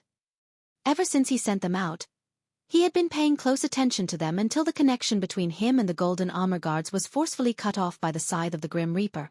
Then, he was hit by a dull hammer, causing him to have a splitting headache, and he could no longer remain calm. Bewilderment, panic, and disbelief. The Snowfield King suppressed all kinds of emotions in his heart and sent out a team of people to look for the Jinjiawi. Even if they only found the bodies, he wanted to know how those people were killed and where they were killed. The people who went out followed the route that the Jinjiawi had used to chase Xueqi. They searched all the way, but they never found any traces. The people who attacked the Jinjiawi had already erased the traces.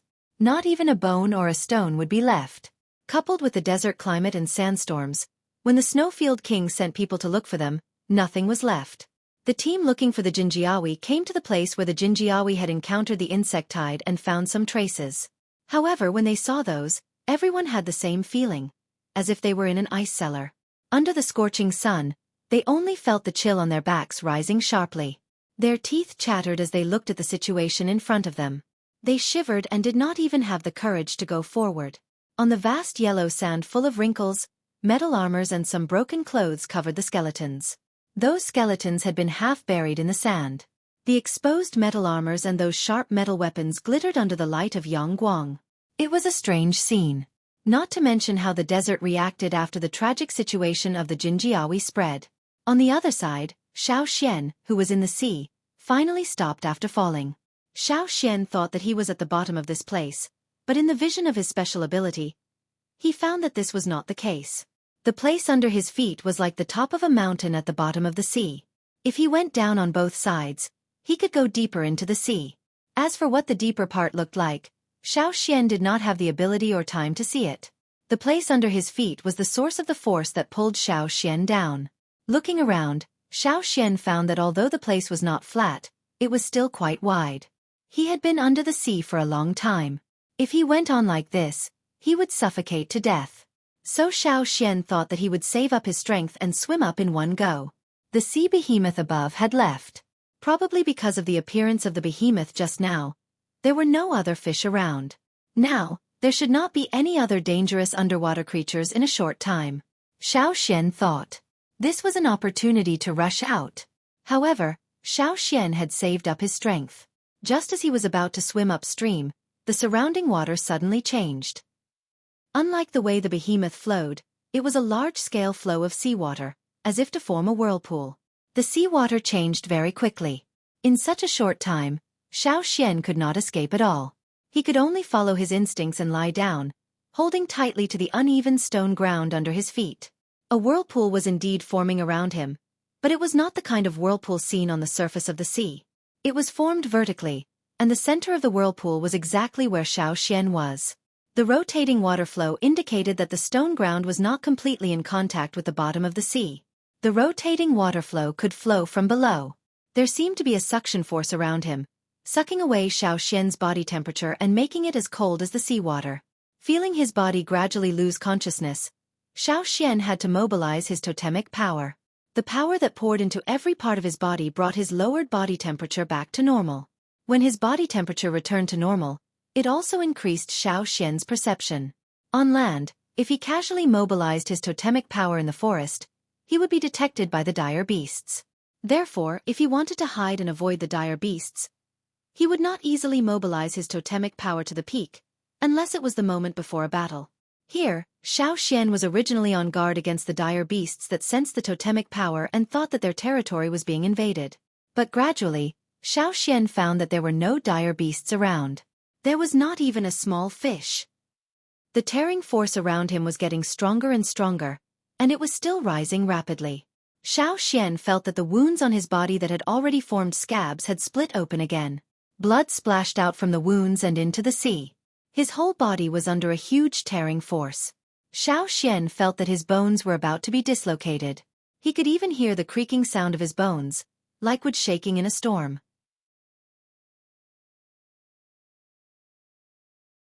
Chapter 352. Gritting his teeth, Xian endured the dizziness caused by the lack of oxygen, as well as the pain of his bones breaking. All he could do was to hold on tightly to the uneven stone surface. He knew that if he let go, he would be pulled out by the force and become part of the whirlpool along with the seawater. If that was the case, there would be no chance of survival. It was as if a huge invisible net had formed around him, and any creature that touched this net would be caught. Under the strong tearing force around him, Xian had no time to treat the open wound. He could only mobilize his totemic power to close the wound as much as possible to reduce the bleeding. If he did not have the physical strength of a senior totemic warrior, if he did not have enough strength to replenish his strength, if he did not hold on to the stone surface with enough strength, Xian would not have been able to bear it. Finally, just as Xian was about to lose consciousness, everything calmed down again. Xian only felt that his body was lighter. The pressure of the seawater disappeared, and the tearing force around him disappeared without a trace. It was as if it had never existed, and it had suddenly disappeared. His trembling bones slowly calmed down, and his tense muscles also relaxed. It was not that Xueqi had let down his guard, but that he had no more strength left. He had already reached his limit by holding on until now. The sudden change had ended, and it seemed that he was temporarily safe. This made Xueqi let out a long sigh of relief. Breathe. Breathe again. It was smooth. There was air. Xueqi opened his eyes and looked around. At this moment, Xueqi mistakenly thought that he had come to another world, a world without seawater. However, after carefully observing his surroundings, Xueqi found that he was still holding on to the stone, and not far behind him was still the cliff at the bottom of the sea. The difference was that at this time, the seawater in this place was almost all gone. His clothes, hair, and the few seaweeds on the stone surface were all dried up as if they had been drained of water. On the stone surface, the seaweeds that had been drained of water cracked and broke into pieces when touched. Xueqi felt that he was also dehydrated. He drank all the remaining water in the kettle, but it could not replenish the water in his body. It was just an emergency. A huge hole formed around him. Outside this hole, the seawater was still flowing in a vertical circle, but it no longer affected the stone surface. It was very dark. This place was some distance from the surface of the sea, and there was very little light that could penetrate. Fortunately, Xueqi had a special ability to see. Sitting on the stone surface, Xueqi thought what to do next. The feeling of lack of oxygen was weakened. Of oxygen, of course, it was better than suffocation. A death. After calming down, his physical strength gradually recovered, and his mind gradually became clearer. He wanted to go out, but he did not know when this would. Should he stay here and wait, or should he walk along the long stone path in the hollow? Not divination? There was no rope on his body. Should he use cloth? This time, Xueqi did not intend to rely on the divination method that he did not know if it would succeed. Instead, he followed the shaman's words. When faced with difficulties, seek answers from the totem flame. When in darkness, the fire will light up the path ahead. It was just like when he was trapped in the king stoneworm's cave. Closing his eyes, Xueqi felt the totem flame in his mind and carefully observed the movement of the flame. At this moment, his will almost merged with the flame. The flame jumped and floated to one side. Once, twice, thrice. After confirming that the movement of the flame was not accidental, Xueqi opened his eyes and looked ahead. In front of him was the direction of the flame. It was also a path that he could not see the end of and could not guess the future. Looking at the whirlpool of seawater around him, Xueqi took a deep breath and lifted his feet. Hesitation would only waste time. Since he had made a decision, he naturally had to act quickly. Xueqi did not know how long this hole would last, or if it would disappear halfway. But since the fire had made this choice, he would try. In fact, even without using the fire, he had the intuition to move forward. Indeed, it should be safest to stay here and wait for the change to disappear and then return to the surface. But Xueqi still intended to follow his intuition and the fire's choice. Even if this was a path of no return, he would continue. The surroundings were very quiet, as if all the sounds of the outside world had been blocked. Only the sound of Xueqi's footsteps could be heard. It was empty, as if Xueqi was the only person left in the world. When he was hungry, Xueqi scraped the dried seaweed from the stone ground to eat. It was very rare to see seaweed that could still cling to the stone ground under such a strong tearing force. It did not taste good, but it did not take much to replenish Xueqi's strength, so he would not starve to death. Xueqi also discovered that even though the seaweed had been drained of water, its roots that were deeply embedded in the stone ground were still intact. If everything returned to its original state and seawater covered this place again, it might continue to grow normally. It was really a strong plant that could survive in extreme environments. The further he went, the darker the hole became. At first, Xueqi could still feel an extremely dim light coming from above, but as he walked, that dim light disappeared. Xueqi did not know how long he had been walking in this dark hole, nor did he know how long he had been eating the dried seaweed. Every day, except for the time spent resting and eating, he had been running forward, fearing that the hole would return to its original state in the next moment and he would be buried in the sea. This sense of pressure had been urging Xueqi to run faster. He also had a water source. He carried the rainstone given by Xueqi, which could condense water. This hole was only drained of water in a short period of time, but after the hole was formed, the water on the rainstone could still form normally. Moreover, he did not know if it was because he was at the bottom of the sea and was surrounded by water, but the speed of condensing water in this stone was much faster than in the desert. Xueqi was very lucky to have this stone with him. Otherwise, he would have died of thirst. When Xueqi's taste buds were not sensitive to the seaweed, there seemed to be some dim light around him. Xueqi did not know if this was a short period of time, or if he was approaching the end.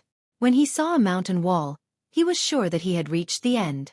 The hole ended here, and the stone ground was close to the mountain wall. However, the surroundings were still the same. Xueqi had no choice but to continue waiting for the sea to return to its original state. Every day, he still maintained the same state as when he was on the road, eating, drinking, running, and exercising to maintain the best physical strength and state to face the powerful tearing changes that might happen next. After a while, the movement of the sea finally changed. The air was pulled away in the blink of an eye, and the surrounding water vapor gradually thickened, and the powerful tearing force reappeared. Holding his breath, Xueqi, who was ready, calmly hugged the stone ground. When everything was over, Xueqi swam desperately upward. Splash! His head emerged from the sea and breathed in the air with the smell of the sea. Because he used his special vision ability most of the time in the sea, it did not take long for him to adapt to the bright world. Opening his eyes, the dazzling Yangguang made Xueqi fall into a trance for a moment. He even felt that he did not know what year it was. In front of him, it was not a high cliff, but a piece of land. Some columnar cacti grew on the land, and some animals that looked very similar to camels stood up and bit off the flowers from the columnar cacti. A camel chewed on a cactus flower and looked at the sea. When it saw the people on the sea, it flicked its long ears twice.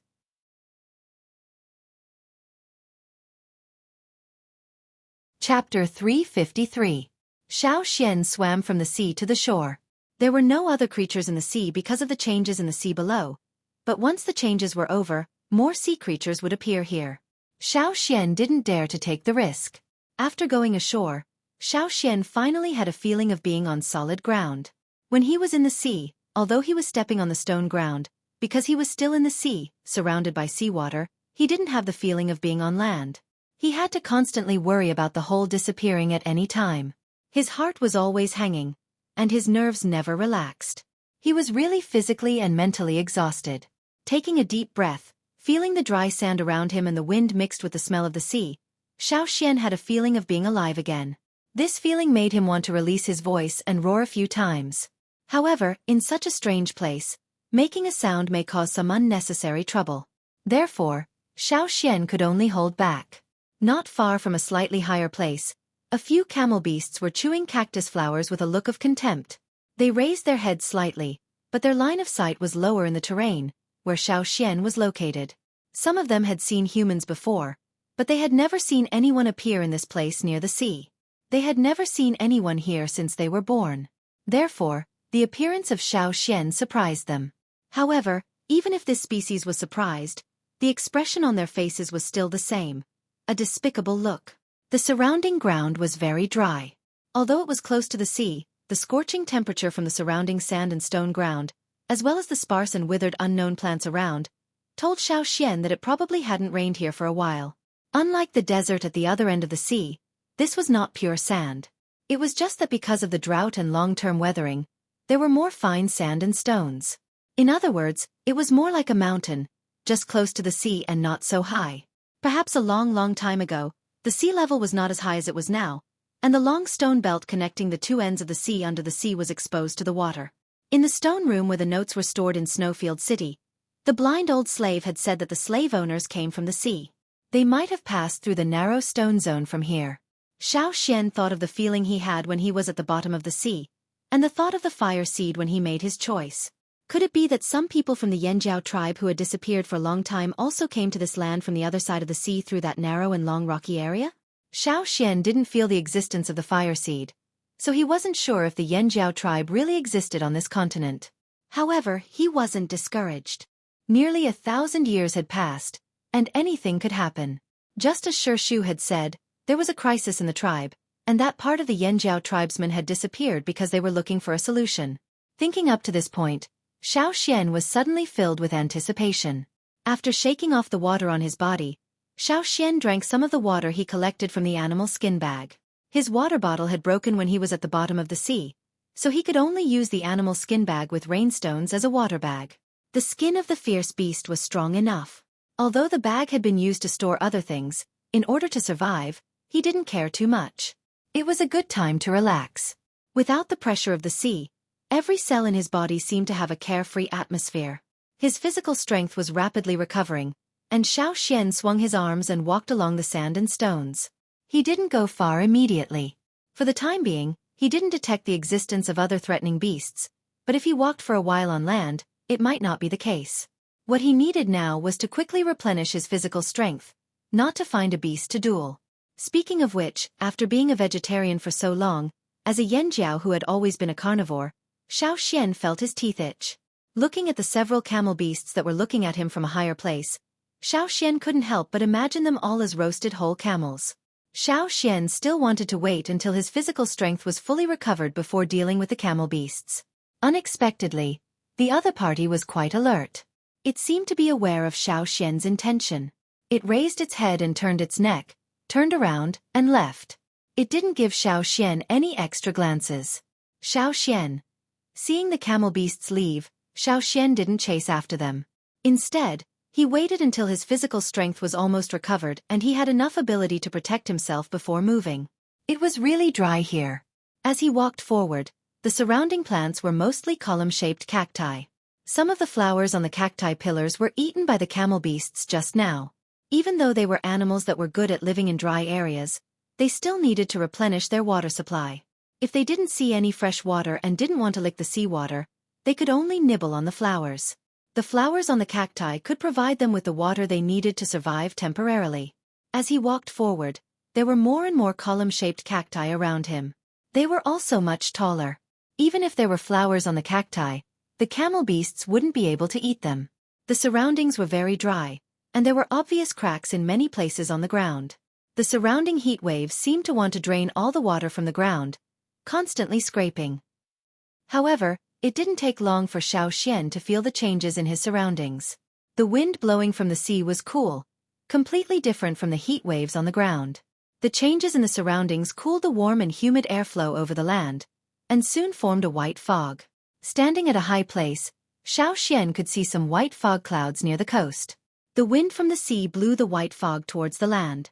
It was as if there was fog around him, and soon more and more white fog shrouded him. When Xian breathed, he could feel the obvious increase in the water vapor in the air. On the plants growing around him, water droplets condensed from the fog gradually appeared on the branches and leaves. On the cactus pillars, water droplets gradually condensed on the slender thorns, growing from small to large, sparkling and translucent. Xian even saw plants like lichens attached to some cacti. When the fog appeared, they would absorb the water vapor in the white fog like a sponge. The fact that such plants could survive meant that white fog often appeared in this place. It was no wonder that although the surroundings were dry, there were still some plants, unlike the barren desert on the other side of the sea. There were more and more animals moving around, and the water allowed life to continue. Living in such a place, every animal knew how to use the natural environment to survive better. Small flying birds came over one after another, landing from the air and resting on the cactus pillars, drinking the dew condensed on the cactus thorns. In a place where there was little rain but a lot of fog, the dew brought by the fog was almost a life-saving resource for all the animals living around. Because there were many animals moving around, Xian was on guard, but found that there were mostly small animals here, and most of them were not a threat to him. As for large beasts, Xian hadn't seen them yet. Xian also collected some dew. He couldn't always rely on the rainstone. In the sea, the rainstone's ability to condense water was very strong, but on the shore, the surrounding was still dry, so the efficiency was low. So when there was an opportunity to collect water, Xian naturally wouldn't let it go.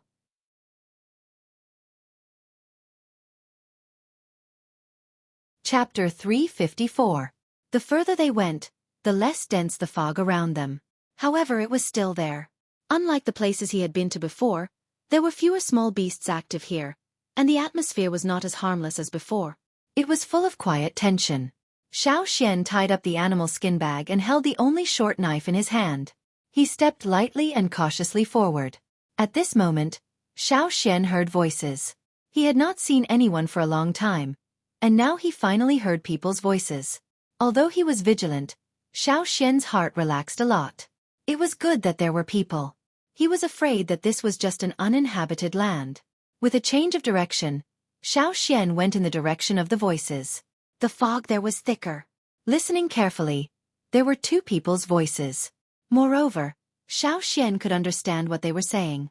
The language here was more inclined to the language used by the slave owners. This also proved that the slave owners back then might have really passed through here. Once again proving a guess, Xiaoxian was in a better mood. The two people seemed to be collecting dew, as well as some plants that absorbed the dew. Is this enough? A young woman dressed in coarse cloth looked at the basket she was carrying and asked the person next to her. The young man standing next to her, vigilantly looking around, quickly glanced at the basket, shook his head and said, "Look for more. It hasn't rained for a long time. If it continues like this, it will be difficult." That's true. Then look for more. Be careful of your surroundings. I know. Be careful. Back off. The young man took 2 steps forward, blocking the woman behind him. He held a long, strange-looking knife in his hand and looked not far away. Not far from them, some sand and stones were moving slowly, making a subtle rustling sound. Below, something was squirming. But soon, the movement suddenly became louder. The other party seemed to know that they had been discovered and no longer hid. A long line protruded from the ground, and with a puff like a spray of water vapor, the sand and stones on the ground rolled up, and the protruding line formed a long dragon. A dark brown giant insect that was more than 3 meters wide and 10 meters long rushed out from the ground. It had many legs, and its body was segmented and covered with hard plates like armor. It quickly came towards the two people. The young man's body suddenly erupted with an aura, and with this aura, some earth-colored lines appeared on his body. This was a totem warrior. The giant worm stood up like a snake and attacked the two of them. It seemed to have noticed that the man was more difficult to deal with. After 2 unsuccessful attacks, it changed its target and went around the young man. It bared its fangs and attacked the woman who was holding the basket tightly. Although the young woman was a little weaker in terms of combat power, she was also good at running away. If she didn't have the ability to run for her life, it would be impossible for her to survive here. However, under the giant insect's attack, she was very embarrassed. There was a lot of fog around, and the ground was not flat, which reduced her speed. If she slipped, her speed would be greatly reduced, and it would affect her escape. Seeing that the giant insect had changed its target, the young man was anxious. He ran over, trying to stop the giant insect before it attacked. Even if he couldn't stop it, he had to attract the attention of the giant insect. Just when the two people were anxious, there was a bang. The giant insect that was about to attack the young woman was suddenly hit by a big stone. Probably not expecting to be attacked like this, the giant insect was stunned and didn't know what was going on. Before it could recover, another rock came crashing down. This time, the force was stronger, fiercer, and more accurate. It directly hit its 2 open fangs, causing it to almost fall over. When the giant insect stabilized, crack! A tooth fell from the giant insect's mouth.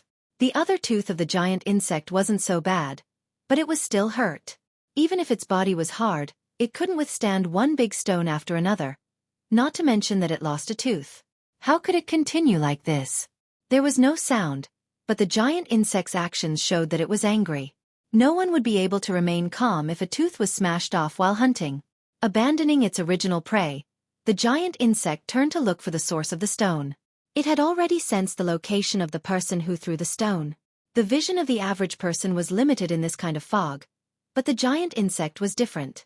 It could even accurately find prey within a few hundred meters in the thicker fog. The furious giant insect rushed in the direction of Xiaoxian. Originally, it thought that the little guy who threw the stone would definitely run away when he saw it coming, so it would have to spend some effort to chase him. However, the reality was completely different. The person who threw the stone not only didn't run away, but also rushed straight in its direction. Looking at the momentum of the rush, it was not afraid at all. Xiaoxian hadn't hunted for a long time. He had been repeating the boring activities at the bottom of the sea. Eating, drinking, sleeping, running. As a Yanjiao, he probably yearned for the exciting hunting life in the mountains. After coming ashore, his hands began to itch. When he saw the group of camel beasts, he almost made a move. If it wasn't for the fact that he needed to recover his strength, he would have done it long ago. Now that he saw the scene in front of him, of course he had to make a move. The totemic power in his body exploded. At this moment, Xueqi could even hear the powerful beating of his heart, like the beating of war drums before a battle, encouraging him. His blood was surging, and every part of his body was filled with a sense of impatience. How long had it been since he felt this way? After a long silence, Xueqi once again found the carefree and hot-blooded feeling he had when he was hunting in the mountains with the same tribesmen. His strength, unwilling to be silent, became fierce, like the waves of the sea, as if it was going to sweep everything away. Every step he took on the ground made a roaring sound, like a heavy beast's paw slapping the ground. Compared to the two people before, Xueqi at this moment was more like a fierce beast living in the mountains. It was refreshing to stretch out with full strength, then retract, then suddenly explode in the next moment.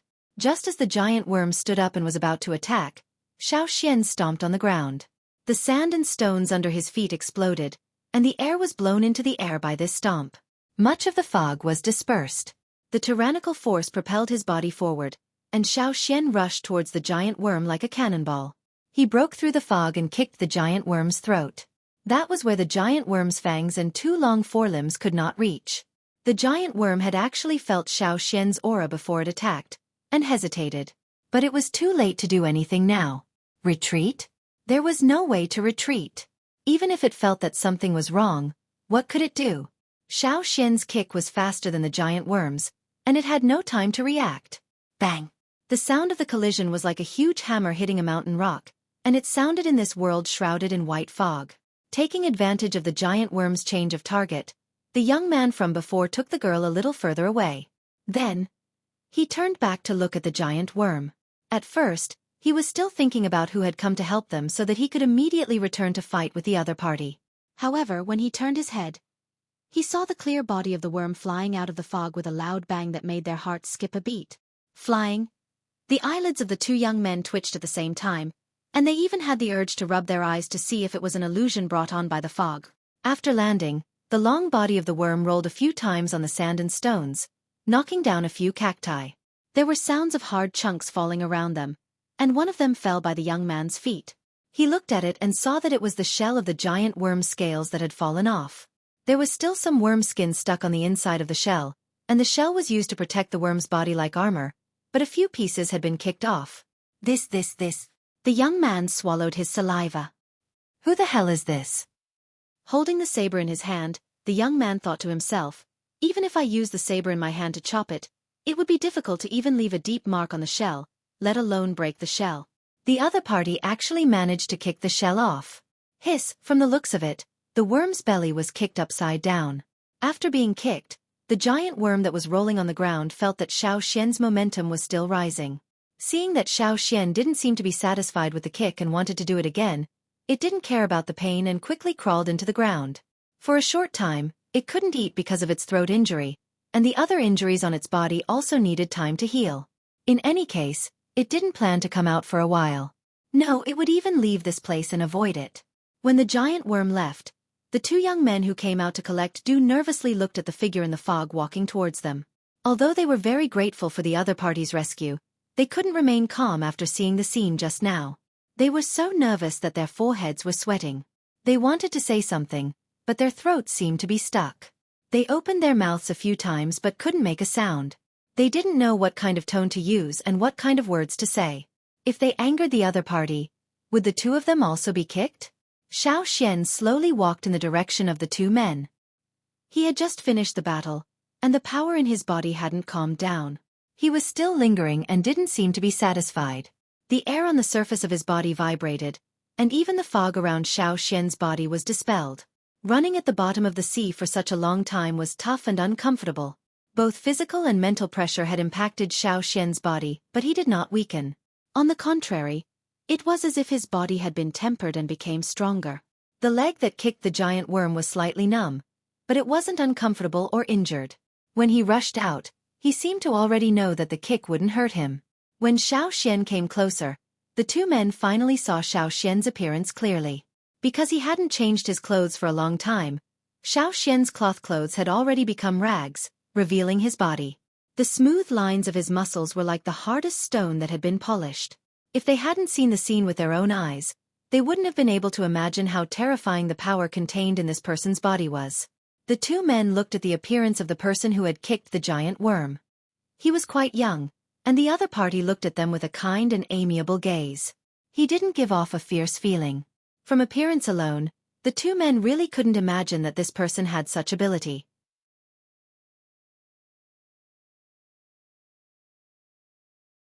Chapter 355. Seeing that the other two had been silent, Xueqi took the lead to break the silence. "Hello." Xueqi smiled at the two in a friendly manner. The barbaric and ferocious momentum of kicking the giant insect had disappeared without a trace.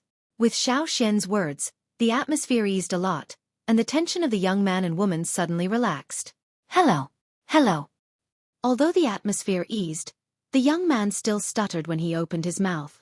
He was still nervous facing Xueqi, but thinking that Xueqi had just helped them, he also showed a smile. "Thank you for just now. We are from the Maka tribe. My name is Wanfu, and her name is Xueqi." According to Wanfu's introduction, the two of them were husband and wife. They were married not long ago. The tribe was some distance from here, but not too far. After all, there were not many tribes in this remote and arid place. Their Maka tribe was already the closest to here. Because it had not rained for a long time, the two did not store water at home. Their family had difficulty living, so they came here to look for opportunities. They did not know when the fog would appear, but in order to wait for the fog to come, in order to collect water, they were willing to continue to wait. Fortunately, their luck was good this time. In less than 2 days, they encountered the fog. They came to a place where the fog was thicker to collect some moist edible plants, and also collected some water to bring back. "By the way, which tribe are you from?" After introducing themselves, Wanfu asked Xueqi. "My name is Xueqi. As for my tribe, I don't know where it is located on this land, because I was born and raised outside and have never seen a tribe. My parents and ancestors were born and raised outside." Xueqi was right. He was indeed born in a place outside this land. If there was another part of the Yanjiao people on this land, he did not know where the tribe was and had never seen anyone else. Hearing Xueqi say so, the expression of the two people looking at Xueqi suddenly changed, summed up in one word: pitiful. Xueqi. At first, Xueqi was still wondering how much of this lame story would convince the two of them. If he said this on the other side of the sea, people who heard this would definitely think that it was nonsense. Living outside and never seeing other people in the tribe, weren't they just wanderers? How could wanderers be so powerful? How could a wanderer suddenly become a senior totem warrior? It was better to find a better excuse. However, in this place, the two young men really believed Xueqi's words and did not doubt him at all. Xueqi couldn't help but feel puzzled. The two of them weren't stupid. At the very least, they were still on guard. However, they didn't doubt Xueqi's words. In other words, the situation here might be different from that on the other side of the sea. When Xueqi looked at the totem patterns on the young warrior's body, he noticed that the totem patterns on the young warrior's body were brighter. Even though they were only the grayish-yellow color of sand, they didn't appear dull. Instead, they gave off a sense of vitality. This was different from the totem patterns on the vast majority of totem warriors that Xueqi had seen before. In the Yanjiao tribe, except for Xueqi, when other people used their totem power, the totem patterns on their bodies were also dark. There were many strange places. Have you heard of Yanjiao? Xueqi carefully observed the reaction of the two. This was a new place. If there were Yanjiao people here, he didn't know what kind of attitude other people would have towards the Yanjiao tribe. When Xueqi went from the other side of the river to the other side to look for the old land, he had always been high profile and didn't hide anything. Because he was high profile, the shaman let him spread the name of Yanjiao. Xueqi naturally wouldn't restrain himself. But here, Xueqi had to be cautious. There were too many strange places. Wanfu and Xueqi were still a little confused about the word Yanjiao. The word was unfamiliar to them. Is Yanjiao the tribe of your ancestors? Or is it something else? Wanfu asked. Seeing that the reaction of the two people was not defensive and hostile, Xueqi nodded and said, yes. Thinking about it, Wanfu scratched his head and apologized to Xueqi. I seem to have heard of it, but I can't remember. Then forget it. I'll look for it later. Xueqi was slightly disappointed. Wanfu and Shuri saw Xiaoxian like this, and their hearts once again lamented. Poor man. For this young man who had helped her and had a poor life, Shuri couldn't help but sympathize, pulling the corner of Wanfu's clothes. Wanfu knew what Shuri meant, and he himself had the same idea, so he said to Xiaoxian, "Do you have any arrangements now? Why don't we go back to the Maka tribe together? We also want to thank you." Xiaoxian thought for a moment. Well, then I'll bother you. He really needed a place to get to know this strange continent well, inquire more information, and get a complete set of clothes to wear. With Xiaoxian following, Wanfu and Shuri were much more relaxed. Knowing that Xiaoxian was strong, they were not too worried. There were not many threatening giant beasts here. Most of the time they could solve it by themselves. Otherwise, they would not dare to come here with just 2 people. Encountering a giant insect was just bad luck. After chatting a lot with Xiaoxian, Wanfu also let go of some things and said a lot. We came out with the rest of the tribe. When we came here, we split up, and then we'll meet again in another place. There's no other way. It hasn't rained for a long time, and the spring water on the mountain has been cut off. Everyone's life is difficult, unless we go farther to find water. We don't want to go farther, so we came here to try our luck. Xiaoxian watched them squeeze the water absorbed by the lichen into the clay pot. They did not let go of the lichen. After squeezing the water, they threw it into the basket and brought it back. This lichen was edible. Following Wanfu and Shuri, Xiaoxian also learned some survival methods here, what things could be eaten, and what things could not be touched. If it rains, we don't have to run so far to find dew, Wanfu said with emotion. Although his mouth was full of emotion, he did not complain much. Living in such a dry place, he had long been accustomed to it. In his memory, there were longer dry periods, but they all survived. The methods were found by oneself. Only people who did not want to do anything and did not want to do anything would die of thirst.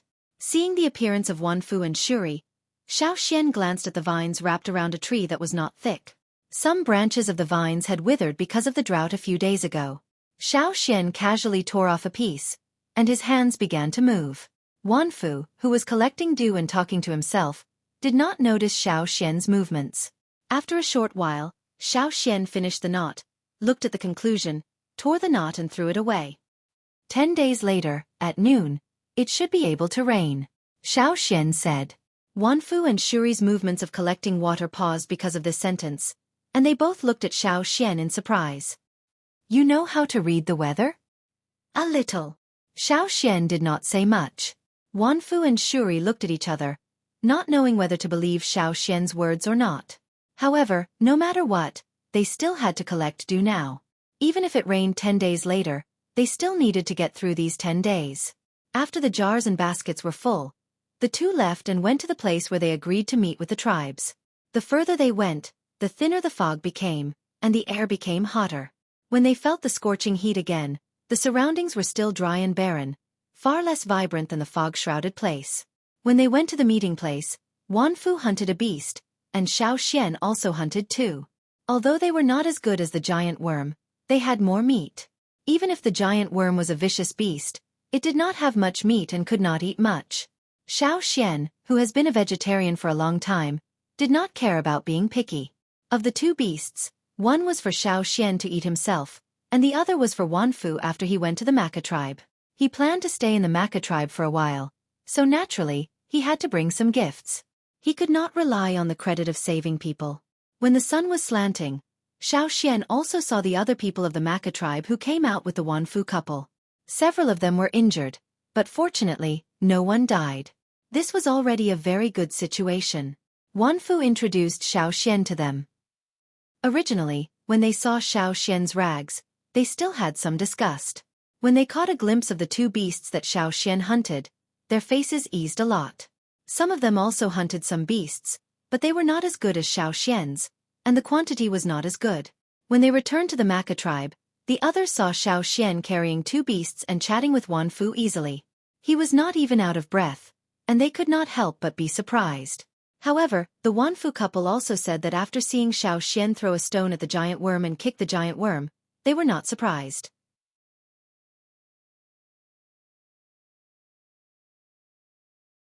Chapter 356. For the strong, Everyone was always in awe. They gradually restrained their slightly disgusted look because of Xiaoxian's ragged clothes. When the sun was close to the horizon, Xiaoxian finally saw the place where the Maka tribe was located. The stone wall separated the Maka tribe from the outside. Looking from a high place, one could see the stone houses inside. Although they were not high, they were still orderly. Some houses also specially surrounded the yard with stones. For Wanfu to bring back a stranger, the people of the Maka tribe did not intend to pay attention. But Xiaoxian's ragged clothes and the two beasts he was carrying were too contradictory. The people who saw this scene could not help but take a few more glances. Who was this person? Really strange. Xiaoxian already knew on the way here that many of the tribes here were no longer bound by totems. They also had things of faith, but most of them were spiritual sustenance, not the main source of power.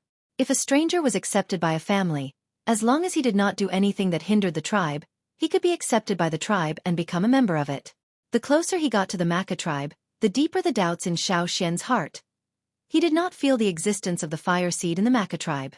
Asking about the fire pit, Xiaoxian knew that in the Maka tribe, there was a fire pit.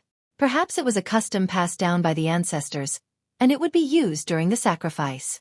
However, unlike the tribes that Xiaoxian knew before, there was no fire seed in their fire pit. Not only the Maka tribe, Wanfu told Xiaoxian that other tribes were also like this. As for the fire seed, the ancestors would only mention it when they told stories to the younger generation. However, no one could say clearly how the fire seed disappeared. Many of them were glossed over because they were not clear. It was too long ago, and they had no way to know. Living with Wanfu were two old people and his elder brother's family. Wanfu's elder brother, Wanfa, did not go with them to collect dew. Instead, he went with another team to look for water in another direction. But he only brought back some dried fruits. It was not a fruitless return. Xiaoxian temporarily lived in the Maka tribe. He also told Wanfu that he was only staying temporarily and would leave in a few days. Wanfa didn't have a good temper like his younger brother. When he saw Xiaoxian, he glanced at Xiaoxian with a picky and defensive look, as if he was looking at someone with bad intentions. Even when Xiaoxian brought two wild beasts, his attitude did not change. Xiaoxian's rags had already caused Wanfa to despise him. Seeing that Xiaoxian was actually using a stone knife, Wanfa despised him even more. This person was actually using a stone knife. It was no wonder that he only had rags that he had been wearing for who knew how long. Stone knives were only used by his grandfather's grandfather's grandfather's grandfather. In their tribe, those who were slightly capable had metal knives. In the eyes of Wanfa and the others, Xiaoxian was just a poor guy with great strength. Wanfa waved his slightly deformed and scratched short sword in front of Xiaoxian as if he was showing off. Not only the Wanfu brothers, but most of the people of the Maka tribe had metal weapons on hand, or they were composite weapons. Weapons made of wood and animal horns combined with metal. As for pure stone weapons, except for some old people, the young warriors did not use them. Of course, there were also people who thought they were smart. They saw that Xiaoxian's stone knife was extraordinary. Under the guise of looking at you, I'll help you, they wanted to use their rusty knife to exchange for Xiaoxian's stone knife. Xiaoxian certainly did not exchange. He just calmly looked at the other party. Seeing that the other party was uncomfortable, he took the initiative to give up and leave. Even if Xiaoxian's eyes were calm, the people who faced Xiaoxian had a feeling of breathlessness. It was as if there was a big hand covering the top of their head, and it could come down at any time. Wanfu's attitude had always been very good. He took out a set of his old clothes, let Xueqi change it a little, and gave it to Xiaoxian to wear. They did not have new cloth, and of course, there were no new clothes. Xiaoxian did not care about wearing old clothes. It was better than wearing rags. Xiaoxian's appetite was big. He hunted two beasts. One was given to Wanfu's family, and the other was eaten by himself. He only cared about it for one day. The next day, he went out to hunt again, and brought back one. Every day, he would go out to hunt, eat it himself, and give some to Wanfu's family. Because of Xiaoxian's frequent movements, some people who originally disliked Xiaoxian began to have careful thoughts. Especially the young girls of the Maka tribe, the frequency of walking to Wanfu's door increased a lot.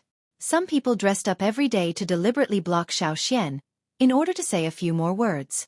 If they found such a hunter, they would not have to worry about starvation for the rest of their lives. Seeing that Xiaoxian's popularity was rising, the young people of the Maka tribe provoked Xueqi. Xueqi adopted a strategy of ignoring most of the time, and if he could not avoid it, he would end it quickly. There were not many senior totem warriors in this tribe. Most of the young people were intermediate totem warriors like Wanfu. Xueqi was not interested in bullying these people. After understanding Xueqi's strength, the number of people who challenged him gradually decreased. Instead, there were several high-level members of the Maka tribe. For those who had the ability, they were certainly willing to retain them.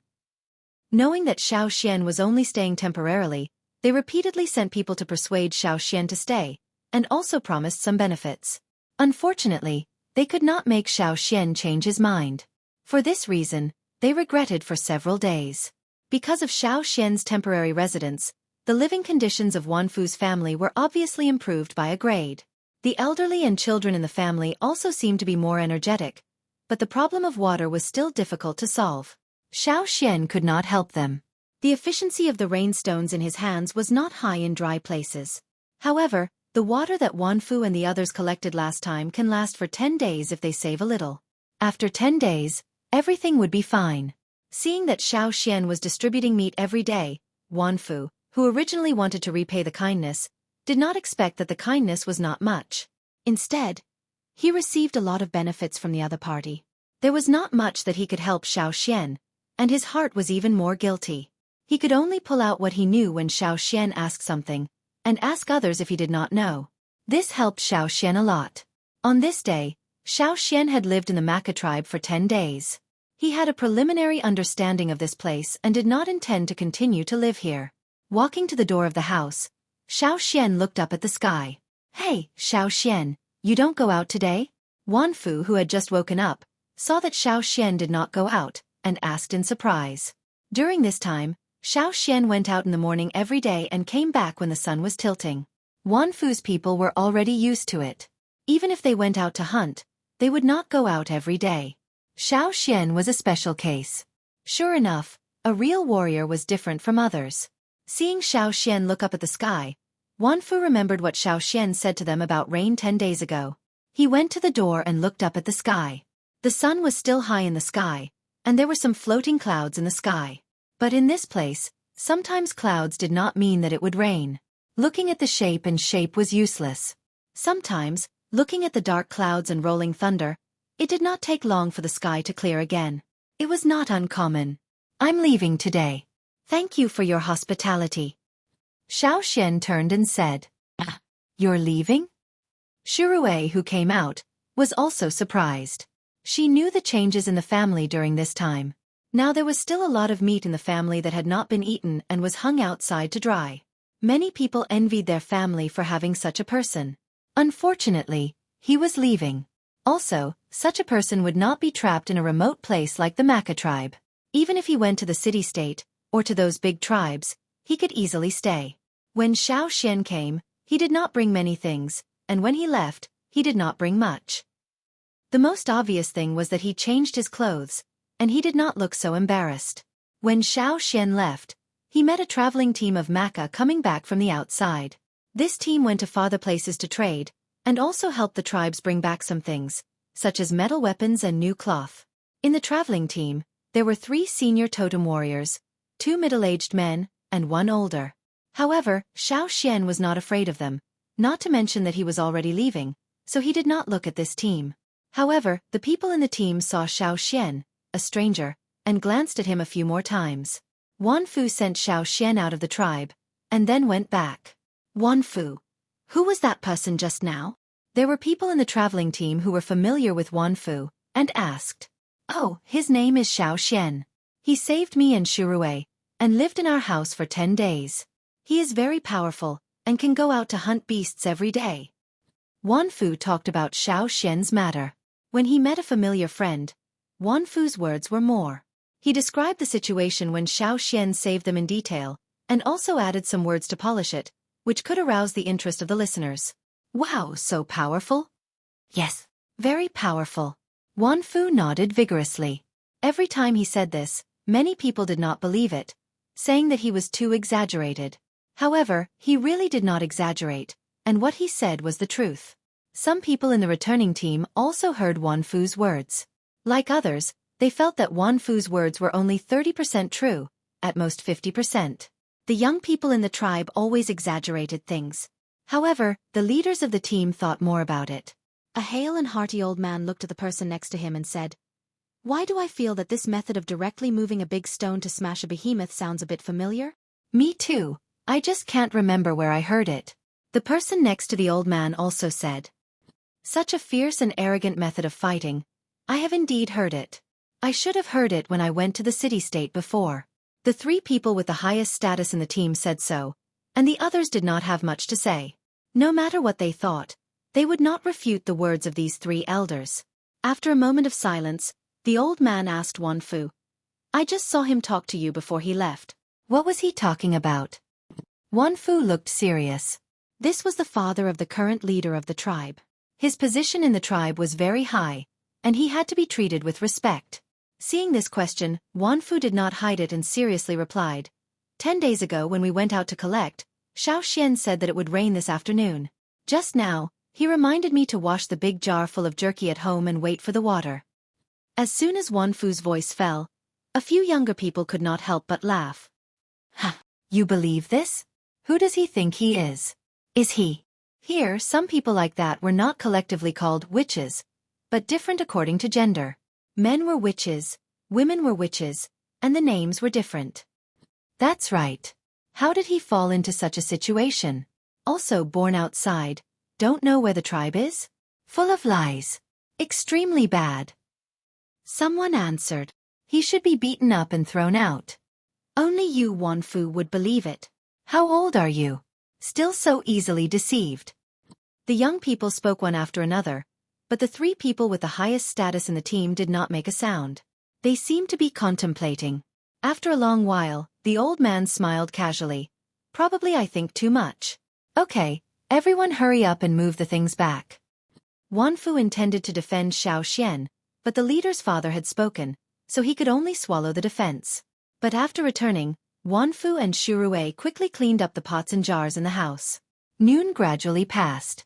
The young people who returned to the tribe from the expedition team were bragging to their friends about what they had seen and heard on this trip, while the elders were in the house to summarize and discuss the expedition. Rumble. Thunder seemed to roll from a distance. Whether it was the young people who were bragging outside or the elders who were discussing in the house, they all stopped moving. The rest of the Maka tribe also stopped what they were doing and ran out to look at the sky. The scorching sun in the sky was quickly being blocked by the clouds. The wind was blowing fiercely, and the clouds were rapidly increasing and thickening at a speed visible to the naked eye, like an army passing through. Rumble. Thunder sounded one after another. This time, it did not look like it was just thunder and not rain, but it was really raining. "Hurry up! Clear out the jars in the house!" Someone shouted. "Oh, my house is filled with things. Now is the time to think about other things. Quickly clear it out." "What about the things in it? It's all poured out. Hurry up!" The weather here was changing rapidly. No one knew how long the rain would last. If they missed it, they would definitely regret it. Dila! Dila! Dila! The bean-sized raindrops hit the ground, splashing a lot of dust. The sky was no longer clear. It was gloomy, heavy and scary. Soon, the raindrops became dense, like a torrential downpour, as if someone was pouring water from the sky. The children screamed and played outside with their bare bodies and bare feet. The young people who were just sitting at the door and bragging to their friends looked at the sky sluggishly, murmuring, "It's really raining." The elders who were discussing in the house, especially the old man, all had the same idea. That person actually hit the nail on the head. Could it be that that person was really a Hui? Especially the people who had persuaded Xian to stay, now they felt regret. If they had known earlier, they would have made the other party stay even if they had to hug his leg. Their Maka tribe also had Hui, but there were also high and low Hui. If the Hui of their tribe went to the city, they would not dare to say that they were Hui. Their ability was too low, and they would be laughed at by the witches of the city. And the person who could predict the rain 10 days ago was, of course, more powerful. If they could make him stay. At this time, Xian was already far away from the Maka tribe. The cactus around, because of the rain, the underground roots were desperately absorbing the water that finally fell. The deep groove-like folds on the stems also swelled a lot because of the absorption of water. They were like machines that stored water, storing the water and then preparing for the next dry day. Xian, who was walking among them, wiped the water on his face, looked at the lightning and thunder in the sky, smiled softly, and moved forward step by step.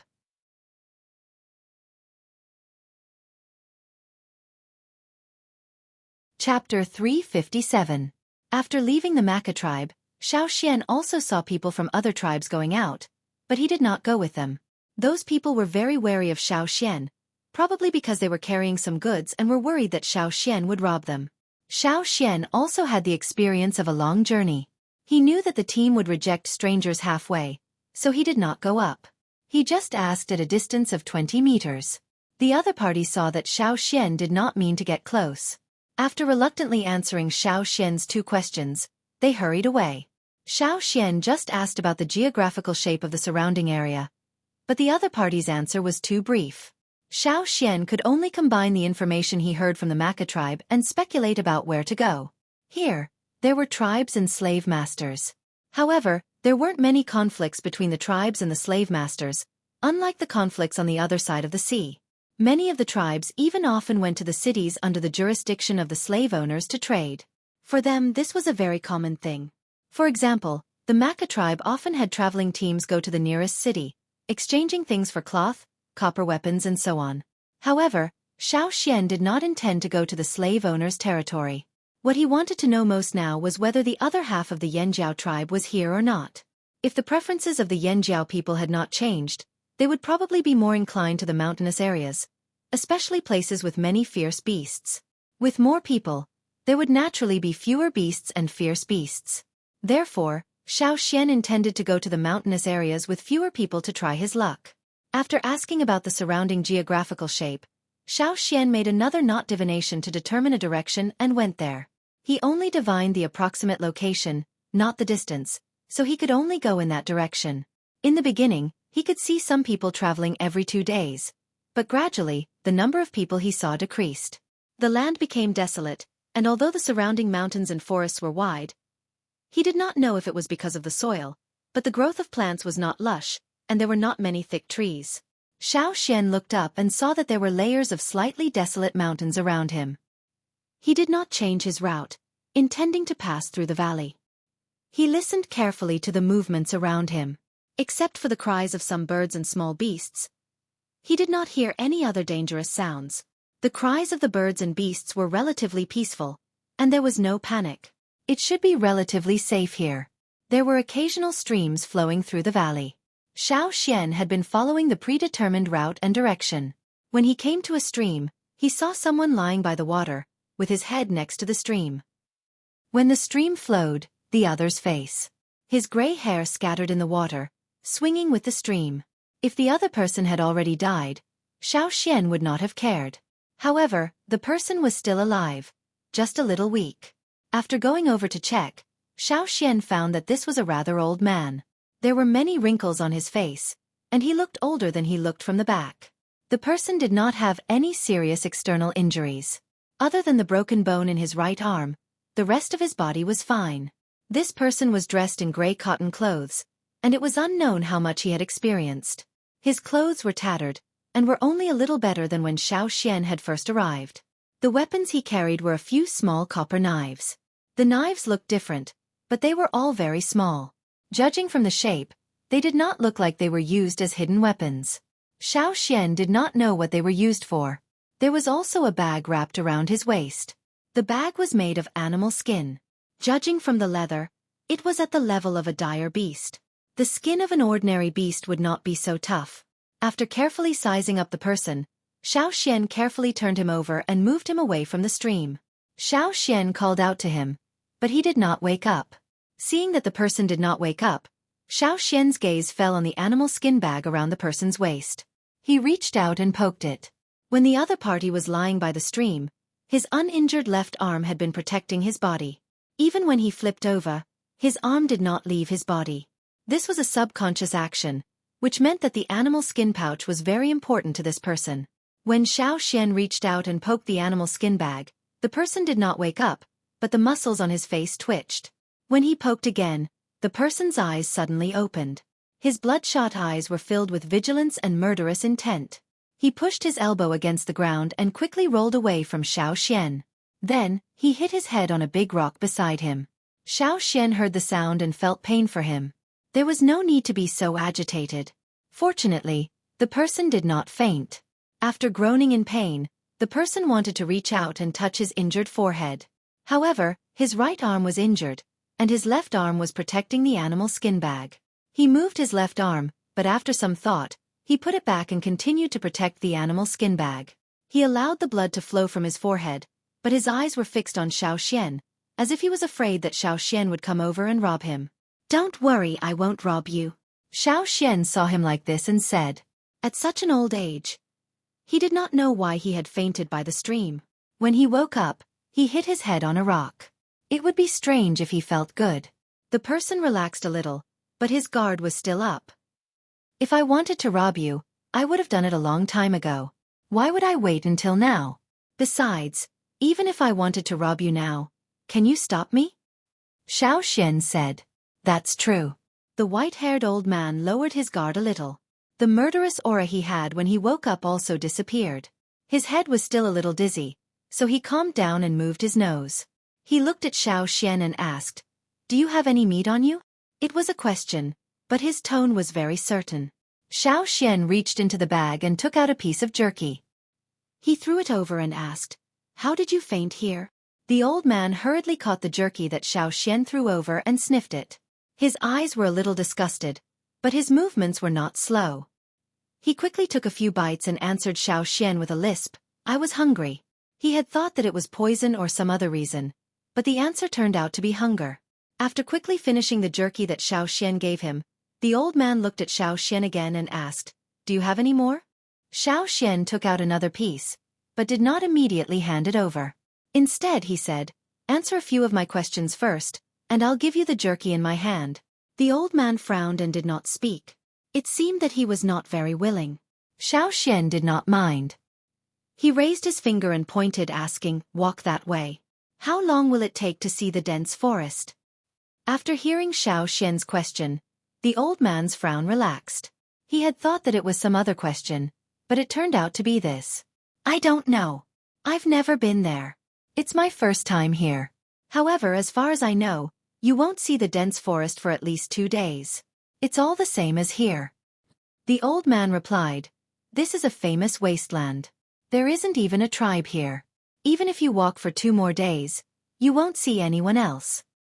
After handing the jerky to the old man, Xueqi went to the stream to wash his face and continued on his way. The old man was energetic after eating the jerky and could walk. Xueqi did not need to be nosy anymore.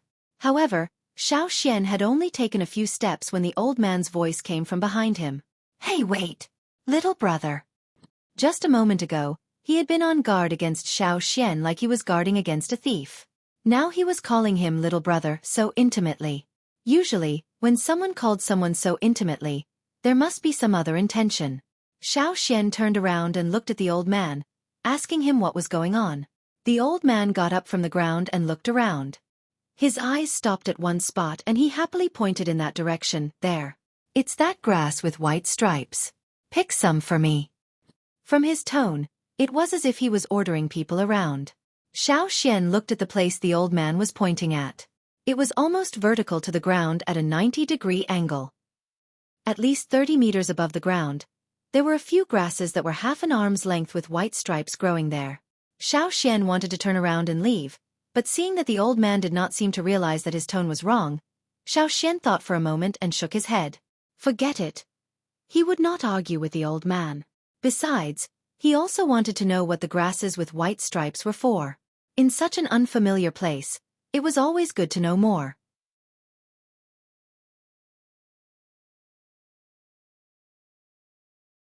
Chapter 358.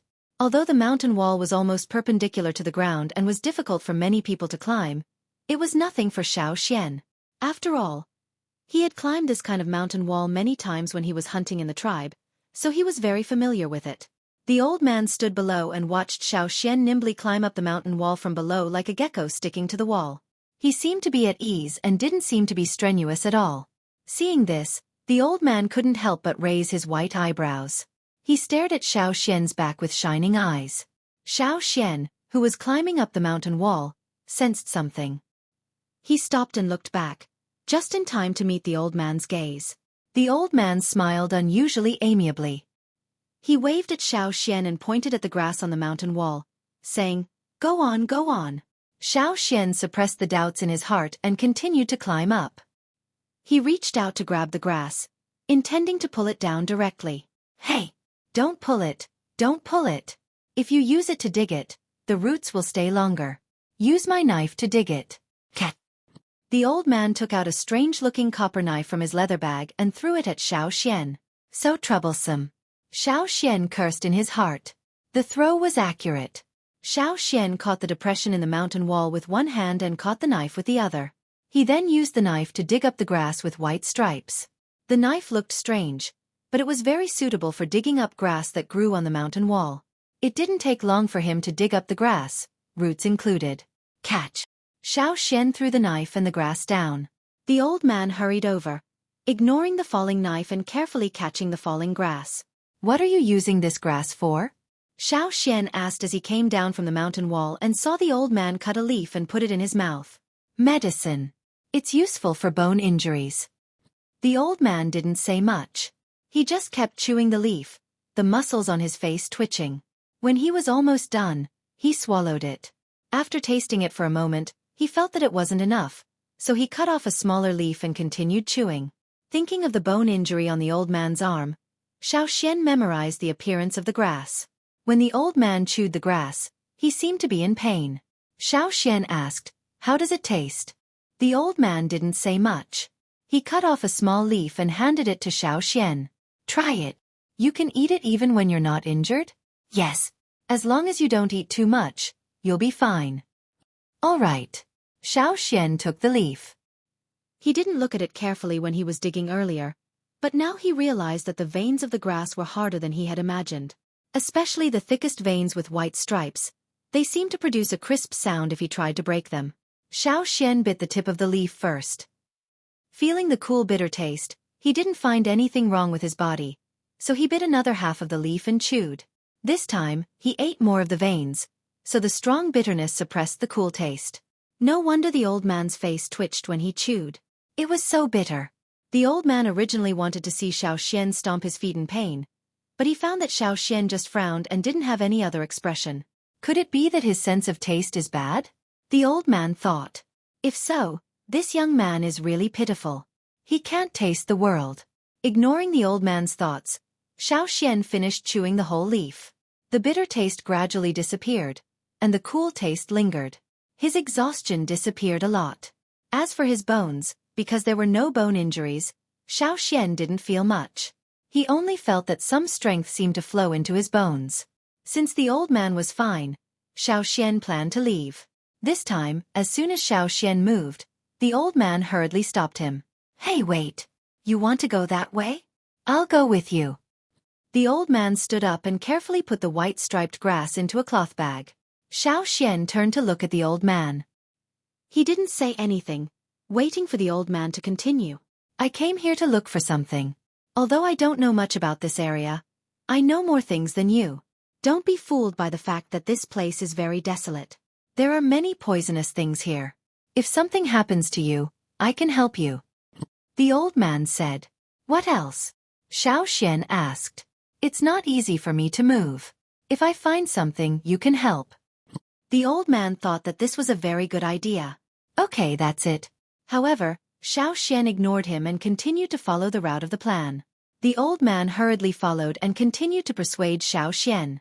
When the old man's saliva was almost dry, Xiaoxian asked, "What are you looking for here?" "Looking for..." The old man paused. He seemed to have some concerns and didn't want to say it. "Forget it if you don't want to say it." Seeing Xiaoxian quicken his pace, the old man took a few steps forward and sighed. "Have you ever heard of 1,000 gold grains?"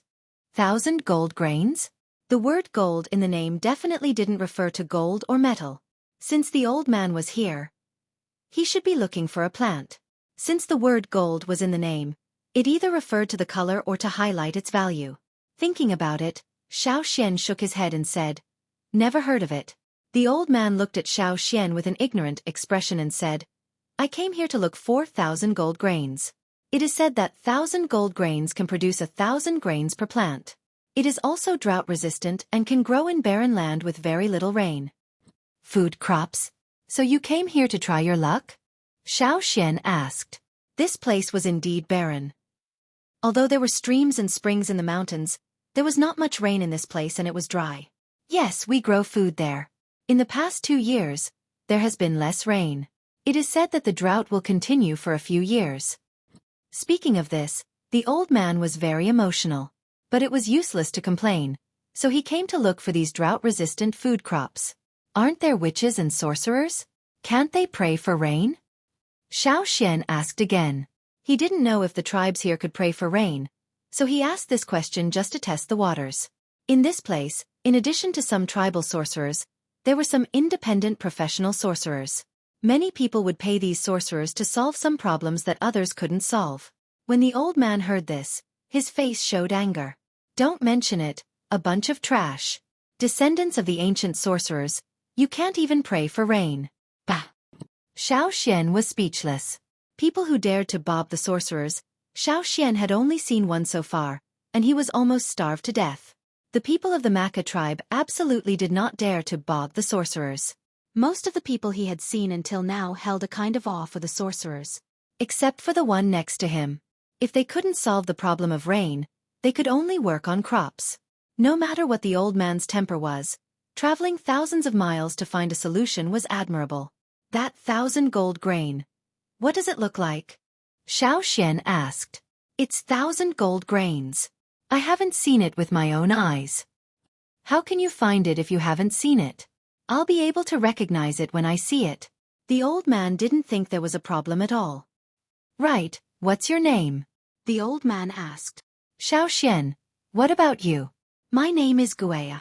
The old man also wrote the words on the ground with a branch. The old man didn't ask which tribe Xueqi was from. He was not interested in which tribe Xueqi came from. Xueqi was about to ask again. He wanted to inquire about some things about the Yanjiao tribe from the old man, but he heard the old man suddenly say, that, Xueqi something, take that off for me. No, I'm not your slave. Xueqi didn't look back. Seeing that Xueqi was going away, the old man realized the problem with his tone. He quickly slowed down and stepped forward to pull Xueqi. Do me a favor, take that off for me. You're tuning in to the Xueqi's Martial Arts Saga YouTube channel. Don't forget to subscribe and join us on this journey to catch the most captivating stories.